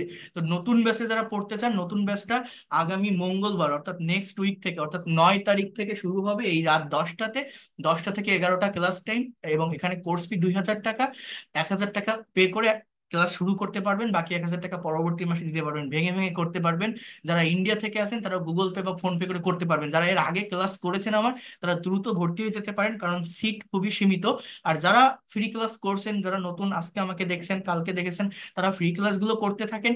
এখানেও আমি আমার ফুল ইফোর্ট দিয়ে পড়াই, এখান থেকে অনেক ডেভেলপমেন্ট পাবেন। আগামীকালও ফ্রি ক্লাস আছে, তারপরের দিনও আছে, তারপরের দিনও আছে, অনেক ক্লাস আছে। বাট অনেকে পেইড কোর্স নিয়ে কথা বলতে চাই, পেইড কোর্সে ডিটেল জানতে চাই, সেটা আমি একটু জানিয়ে দেই। এটা যারা ক্লাস পেইড কোর্সে আসবেন না বা করবেন না, তারাও যদি একটু জেনে যান, আমি তো এতক্ষণ পড়ালাম, দেখলেন কিভাবে শিখালাম, এখন আমার পেইড কোর্সটা কিভাবে নেই এটা যদি আপনি একটু দেখেন, এটা আপনার নিজের ব্রেনে আপনি সেট আপ করে নিজের মতো করে এই ল্যাঙ্গুয়েজটাকে ডেভেলপ করতে পারবেন, যে এই লোকের টেকনিক গুলো কি, তার কোর্সের প্ল্যান গুলো কি, একটু জেনে যান, দেখবেন এটা আপনার জন্যই ভালো হবে। পেইড কোর্সের নাম শুনলেই অনেকে ভয়তে চলে যায়, দৌড়ায়, ভাবে এবার কি না কি বলবে, টাকা চাইবে, বাট না, এটা যারা চায় তারা এমনিতেই ভর্তি হয়ে যায়, যারা জানে আমি কিভাবে পড়াই, কারণ আমি আমার আমার সম্পূর্ণটা দিয়ে আমি প্রত্যেকটা স্টুডেন্টকে পড়ানোর চেষ্টা করি। এটা আপনি ফ্রি ক্লাসগুলো করেন, তার জন্য পেইড কোর্স করতে হবে না, আপনারা নিজেরাই বুঝতে পারবেন। পেইড কোর্স তারাই করে যারা মনে করে যে আমি একটা মেন্টরের অধীনে থেকে খুব কম সময়ের ভিতর ধারাবাহিকভাবে ডেভেলপ করতে চাই, দ্রুত এক্সপার্ট হতে চাই, দ্রুত আইএলটিএস এর এক্সামে বসতে চাই। এবং আমার এই কোর্সটা আমি সেইভাবেই ইংরেজি শিখাই, আমি গ্রামার শিখাই, স্পোকেনের রুলস রেগুলেশন শিখাই, বাট সেই জিনিসগুলোকে প্র্যাকটিক্যালি কিভাবে অ্যাপ্লাই করতে হয় আমাদের প্র্যাকটিক্যাল লাইফে, সেটা আমি দেখিয়ে দিই। আরো ফ্রি ক্লাস আছে, অনেক ফ্রি ক্লাস আছে, সেগুলো করতে থাকেন, করলে আপনারা বুঝতে পারবেন। আর যাদের ভর্তি হওয়ার মন মানসিকতা আছে, তারা দ্রুত ভর্তি হয়ে যাবেন, তাহলে 9 তারিখ থেকে ক্লাস শুরু করতে পারবেন আপনারা পেইড কোর্সে, এটা তাদের জন্য। তো এখন দেখেন আমি কিভাবে ক্লাসগুলো নিয়ে থাকি, আমি আপনাদের ডিটেলসটা একটু বলে দেই। এখানে গুগল মিটের মাধ্যমে ক্লাস হবে, ক্লাসের ডিউরেশন 1 ঘন্টা, সপ্তাহে 4 দিন ক্লাস থাকে পেইড কোর্সের ক্লাস। এটা রবি, মঙ্গল, বৃহস্পতি, শুক্র, এই 4 দিন হবে পেইড ব্যাচের যে নতুন ক্লাস। রাত 10টা থেকে আগামী মঙ্গলবার, 9 তারিখ থেকে, মনে হয় মঙ্গলবার কি 9 তারিখ, হ্যাঁ। কোর্সের ডিউরেশন 3 মান্থ, টোটাল 3 মাসের কোর্স। এবং এই কোর্সটা যে কোনো বয়সের যে কেউ করতে পারবেন, সেইভাবেই কন্টেন্ট গুলো সাজানো। যারা আইএলটিএস এর প্রিপারেশন নিচ্ছেন, এই কোর্সে আইএলটিএস এর অনেকগুলো সেশন আছে, আমি দেখাবো আপনাদেরকে। এই কোর্সটা কমপ্লিট করে আপনি ডিরেক্টলি আইএলটিএস এর এক্সামে বসতে পারবেন, সেইভাবেই আমি শিখাই এবং আপনাদেরকে শিখাবো। এছাড়া আরেকটা যে বিষয় সেটা হচ্ছে, আপনি স্টুডেন্ট হন, housewife, teacher, job holder, officer, freelancer, immigrant, যে কোনো বয়সের যে কেউ যে কোনো জায়গায় আপনি এই ল্যাঙ্গুয়েজটাকে কাজে লাগাতে পারবেন। আমাদের মেইন পারপাস বা মেইন টার্গেট থাকবে স্পোকেন ইংলিশ, ইংলিশে কমিউনিকেট করা, ফ্লুয়েন্ট হওয়া, এক্সপার্ট হওয়া, প্রেজেন্টেশন দেওয়া, ভাইবা ফেস করা, এইটাই মেইন টার্গেট। বাট এটার পাশাপাশি ফ্রি হ্যান্ড রাইটিং এর উপর 10টা মাস্টার্স ক্লাস আছে, প্রোনাউন্সিয়েশনের উপর 7টা ক্লাস আছে। অর্থাৎ প্রত্যেকটা জায়গা আপনি ডেভেলপ করতে পারবেন, সম্পূর্ণ ল্যাঙ্গুয়েজটাকে কভার করতে পারবেন। প্রত্যেকটা ব্যাচে, মেইন ব্যাচে 30 জন করে স্টুডেন্ট থাকে, প্রত্যেকটা ব্যাচ সন্ধ্যা বা রাতে হয়, যাতে করে স্টুডেন্ট, চাকরিজীবী বা অন্য যে কোনো পেশার মানুষেরা সময় বের করে ক্লাসগুলো করতে পারে। ক্লাসগুলো স্ক্রিন শেয়ার করে নিয়ে থাকি ওয়ার্ড বা পাওয়ার পয়েন্ট স্লাইডের মাধ্যমে, এবং ক্লাস শেষে ক্লাস রেকর্ড পিডিএফ ফাইল, এই ফ্রি ক্লাসেও আমি দিচ্ছি, পেইড কোর্সে যারা আসবেন তারাও প্রিমিয়াম ক্লাসের রেকর্ড পিডিএফ ফাইল পাবেন, যেটা সারা জীবন আপনার সঙ্গে থাকবে। অর্থাৎ যদি কেউ কোনো ক্লাস মিস করেন, পরবর্তীতে দেখে নিতে পারবেন। এবং এটা একদম বেসিক থেকে শুরু করে অ্যাডভান্স লেভেলের প্রত্যেকটা বিষয় পড়ে, যারা একদমই দুর্বল তারাও করতে পারবেন, সেইভাবে আমি শুরু করি। অ্যাডভান্স লেভেলের প্রত্যেকটা বিষয় আমি পড়াই, যাতে করে একজন স্টুডেন্ট শুধু স্পোকেন নয়, সম্পূর্ণ ইংরেজি ভাষাটা যাতে নিজের আয়ত্তে আনতে পারে। এই কোর্সটাতে টোটাল ক্লাস 70টা, এটা হিউজ ক্লাস, আপনি নিজে ইমাজিন করতে পারবেন না। 70টা ক্লাসের প্রয়োজন হয় না এক্সপার্ট বা ফ্লুয়েন্ট হওয়ার জন্য, জাস্ট 30টা বা 40টা ক্লাস করলেই আপনি ভালোভাবে ডেভেলপ করতে পারবেন। বাট প্র্যাকটিস ক্লাস থাকে অনেকগুলো, ফ্লুয়েন্ট হওয়ার পরেও প্র্যাকটিসের ভিতরে থাকতে হয়, তাহলে অনেক ভালোভাবে ল্যাঙ্গুয়েজটাকে নেওয়া যায়, প্রফেশনালি নেওয়া যায়। এই জন্য এতগুলো ক্লাস আমার দেওয়া। প্রথম 10টা ক্লাস থাকবে বেসিক গ্রামারের উপর, যাতে করে আপনার ইংরেজির ভিত্তিটা মজবুত হয়। অর্থাৎ ওই ওই যে আমি যেটা বললাম, আমি যদি শুধু স্পোকেন করাই, আমি যদি বলি আপনাকে এইটা প্লাস এইটা প্লাস এটা এরকম হয়, এই যে হাজারো সেন্টেন্স আপনি করতে পারবেন, তাহলে একটা টিচার যতটুকু পড়াবে, আমি আপনাকে যতটুকু করাবো ততটুকুর ভিতরে আপনি সীমাবদ্ধ থাকবেন। বাট আপনি যদি নিজের মতো করে কিছু করতে চান, আপনার ক্রিয়েটিভ পাওয়ারটা যদি বাড়াতে চান, নিজের মতো করে ইনস্ট্যান্টলি কোনো টপিকের উপর যদি প্রেজেন্টেশন দিতে চান, একটা ভাইবা ফেস করতে চান, ফ্রি হ্যান্ডে যদি আপনি লিখতে চান, আপনাকে অবশ্যই কম্পালসারি কিছু গ্রামারের উপর ধারণা রাখতে হবে। এবং সেটা বইয়ের ভাষার কোনো গ্রামার না, সেটা প্র্যাকটিক্যাল ওয়েতে আমি আমার মতো করে শিখাই। যেমন আজকে যে ক্লাসটা নিলাম, গ্রামাটিক্যাল ছিল কিন্তু, বাট আপনারা কি বুঝতে পারেননি? পারছেন তো। তাহলে আপনি কেন পারবেন না? এই বিষয়গুলো জানতে হয়, তাহলে আপনার ভিত্তিটা মজবুত হয়। এটা হচ্ছে মেইন কথা। ল্যাঙ্গুয়েজটাকে অ্যাসেট বা সম্পদ হিসাবে আপনি নিতে পারবেন। এরপর 30টা ক্লাস থাকবে স্পোকেন ইংলিশের পর, অর্থাৎ এখানে ধারাবাহিকভাবে ধাপে ধাপে প্রত্যেকটা ক্লাস আপনি করতে পারবেন। হ্যাঁ, প্রত্যেকটা ক্লাসে আপনি আপনার ডেভেলপমেন্ট বুঝতে পারবেন, সিরিজ বাই সিরিজ। হ্যাঁ, এখানে কথা বলার জন্য যা কিছু লাগে, আপনার tense, modal, semi modal, passive voice, positive verb, conditional sentence, সেটাকে প্র্যাকটিক্যাল ওয়েতে কিভাবে করতে হয় আমি আপনাদের দেখাবো। অর্থাৎ এই 30টা ক্লাস যদি আপনি কমপ্লিট করেন, whatever you think in Bengali, you will be able to speak in English. আপনি ইংলিশে কথা বলতে পারবেন। এই স্পোকেনে একটা কনফিডেন্ট আসার পর, ফ্লুয়েন্সি আসার পর, আরো অ্যাডভান্স হওয়ার জন্য আমি আপনাকে কি করব, ভোকাবুলারি ক্লাস থাকবে এখানে। এর পাশাপাশি 40 থেকে 50 নম্বর যে ক্লাসগুলো ফ্রি হ্যান্ড রাইটিং এবং অ্যাডভান্স লেভেলের গ্রামারের উপর আমি এই ক্লাসগুলো নিয়ে থাকি। অর্থাৎ রাইটিং এ যারা দুর্বল, যারা email writing, paragraph writing, content writing, CV writing এইগুলো পারেন না, যারা ফ্রিল্যান্সার আছেন, যারা হাউস ওয়াইফ আছেন, হ্যাঁ, বা যারা বিভিন্ন কলেজ স্কুলে টিচিং প্রফেশনে আছেন, যারা বিভিন্ন পাবলিক বা প্রাইভেট ইউনিভার্সিটিতে আছেন, ইংলিশ মিডিয়ামে পড়াশোনা করেন, লিখতে হয়, বিসিএস ব্যাংক জব যারা ফেস করবেন, রাইটিংটা যাদের দরকার হবে, এই ক্লাসগুলো থেকে আপনার রাইটিংটাকে কমপ্লিটলি কাভার করতে পারবেন। এবং এই ফ্রি ক্লাসের ভিতরেও রাইটিং এর একটা ক্লাস আছে, আমি আপনাদেরকে দেখাবো। এটা দেখলে বুঝতে পারবেন এটা কতটা ইফেক্টিভ। এরপর 50 থেকে 70 নম্বর ক্লাসগুলো থাকবে conversation practice, news article translation এবং প্রেজেন্টেশন ক্লাস। এখানে হচ্ছে এই ক্লাসগুলো নিয়ে থাকে আপনার ফ্লুয়েন্সি বাড়ানোর জন্য। একটা টিচার ক্লাস নিলেই কিন্তু সে পারে না। দেখেন, এটা সায়েন্স না বা ম্যাথ না, আমি পড়ালাম, আপনি পড়লেন, সবই বুঝলেন, বুঝলেই কি সব শেষ হয়ে যাবে? এটা তো ভাষা, এটা তো একটা ল্যাঙ্গুয়েজ। ভাষা শিখতে গেলে আপনাকে কথা বলতে হবে, you have to out speak, আপনার মুখ দিয়ে কথা বের করতে হবে। তার জন্য প্রতিদিন এখানে আপনাকে দিয়ে এই ক্লাসে আপনার বাড়তি কোনো পরিশ্রম করতে হবে না।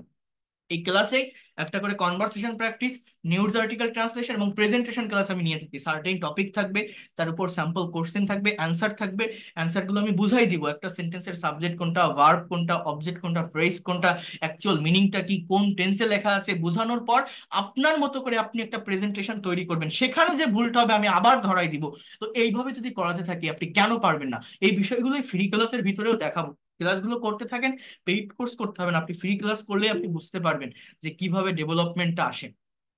আর যারা ভর্তি হতে চান তারা দ্রুত ভর্তি হয়ে যাবেন, যারা এর আগে আমার ক্লাস করেছেন। তো আবারও বলছি, আমাদের কোর্সের প্ল্যানটা তাহলে কি: ফার্স্টে basic grammar, spoken English, then free hand writing, conversation, translation, presentation. In this way, you will be expert and fluent in this language within very short time, within 3 months, right? এরপর দেখেন, আরেকটা বিষয় হচ্ছে, এখানে আপনার বাড়তি কোনো পরিশ্রম করতে হবে না। বিজি লাইফের মানুষের জন্যই মূলত এই কোর্সটা ডিজাইন করা। আপনি জব হোল্ডার হন বা আপনি যে জায়গাতে যে প্রফেশনেই থাকেন না কেন, আপনি জাস্ট এই ক্লাস টাইমে, আপনি গাড়িতে থাকেন, বাড়িতে থাকেন বা অফিসে থাকেন, 1 ঘন্টা টাইম দিবেন। আর কোনো কিছু করতে হবে না, আপনার বাড়তি কোনো পরিশ্রম করতে হবে না, অন্য কোনো একাডেমিক পড়াশোনার ক্ষতি হবে এরকম কোনো কিছুই না। সবকিছু এই ক্লাসে বসেই আমি করাবো। এর বাইরে কোনো কিছু না, একদম প্র্যাকটিক্যাল ওয়েতে শিখতে পারবেন।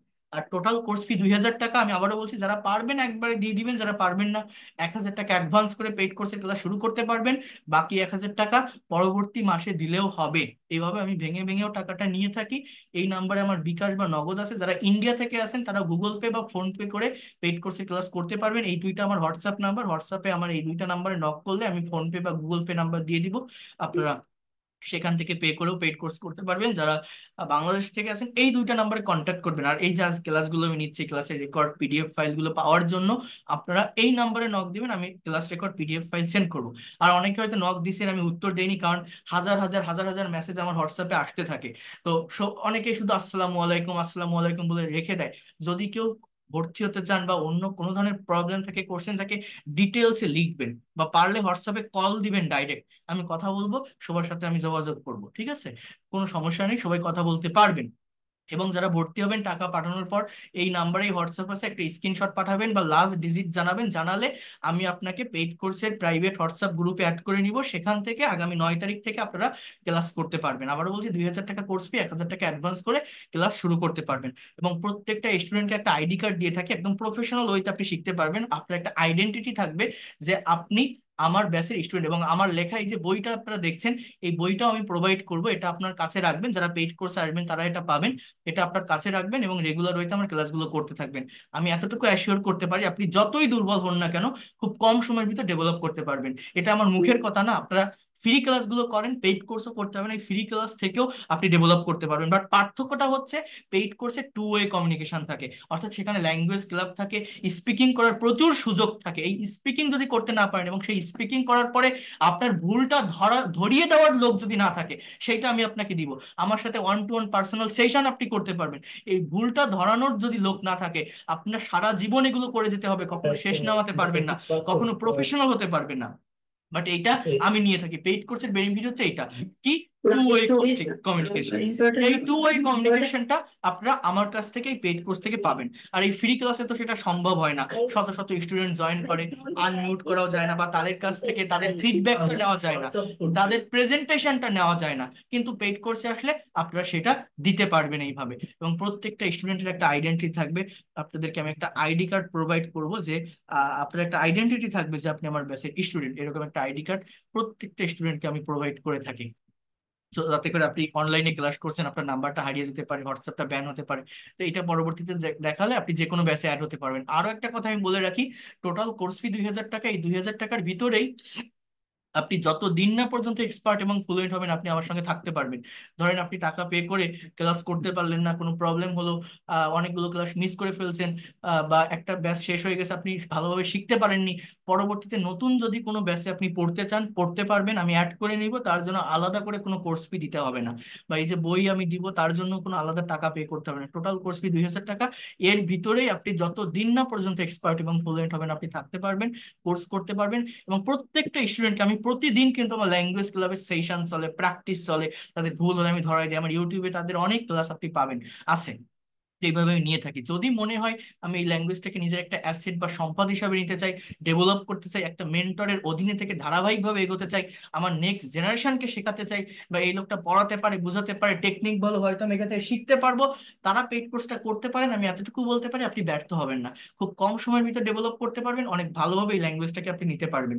আমি আমার ফুল ইফোর্ট দিয়ে এই জায়গাটাতে পড়াবো।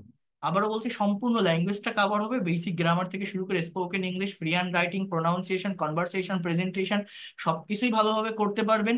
2000 টাকা কোর্স ফি, 1000 টাকা অ্যাডভান্স করে শুরু করতে পারবেন। এরপর হচ্ছে 3 মাসের কোর্স, সপ্তাহে 4 দিন ক্লাস, রবি, মঙ্গল, বৃহস্পতি, শুক্র। আগামী 9 তারিখ থেকে ক্লাস শুরু হবে পেইড কোর্সের। টাকা পাঠানোর পর হোয়াটসঅ্যাপে আমাকে স্ক্রিনশট বা ডিরেক্ট কল দিয়ে লাস্ট ডিজিটটা আমাকে জানাবেন। পেইড কোর্সের প্রাইভেট যে হোয়াটসঅ্যাপ গ্রুপ আছে সেখানে আমি অ্যাড করে নিব। 9 তারিখ থেকে ক্লাস করতে পারবেন। ক্লাস টাইম থাকবে বাংলাদেশ সময় রাত 10টা থেকে 11টা, ইন্ডিয়ান টাইম রাত 9:30। ইন্ডিয়া থেকে অনেক স্টুডেন্ট ভর্তি হয় প্রত্যেকটা ব্যাচে, এই জন্য আমি বারবার এটা বলছি। আর যারা প্রবাসী আছেন, বাইরের দেশ থেকে আছেন, তারাও করতে পারবেন। পার্সোনাল ক্লাস আমি নেই, আমার এখন আর পার্সোনাল ক্লাসের সিট ফাঁকা নেই। হংকং, ইউএসএ, ইউকে, কানাডা থেকে 5-6 জন আছে পার্সোনাল সেশন করে। তো যারা পেইড কোর্স করতে চান তারা করতে পারবেন। আর ফ্রি ক্লাসগুলো কেউ মিস দিবেন না, এগুলো আমি অনেক ধারাবাহিকভাবে অনেক ডিটেলসে আমি নিয়ে থাকি, প্রত্যেকে এগুলো করার চেষ্টা করবেন, ঠিক আছে? So that's all for today. ভালো থাকেন সবাই। Tomorrow I will take your class on practical speaking, কিভাবে আপনারা প্র্যাকটিক্যালি যে কোনো টপিকের উপর স্পিকিং করতে পারেন, এবং টেন্সের উপর যে টেন্সের যে ফাংশন গুলো আছে সেগুলোকে প্র্যাকটিক্যালি কিভাবে ব্যবহার করা যায়, এই বিষয়গুলো আমি দেখাবো, ঠিক আছে? তো ভালো থাকেন। That's all for today. Thank you so much. R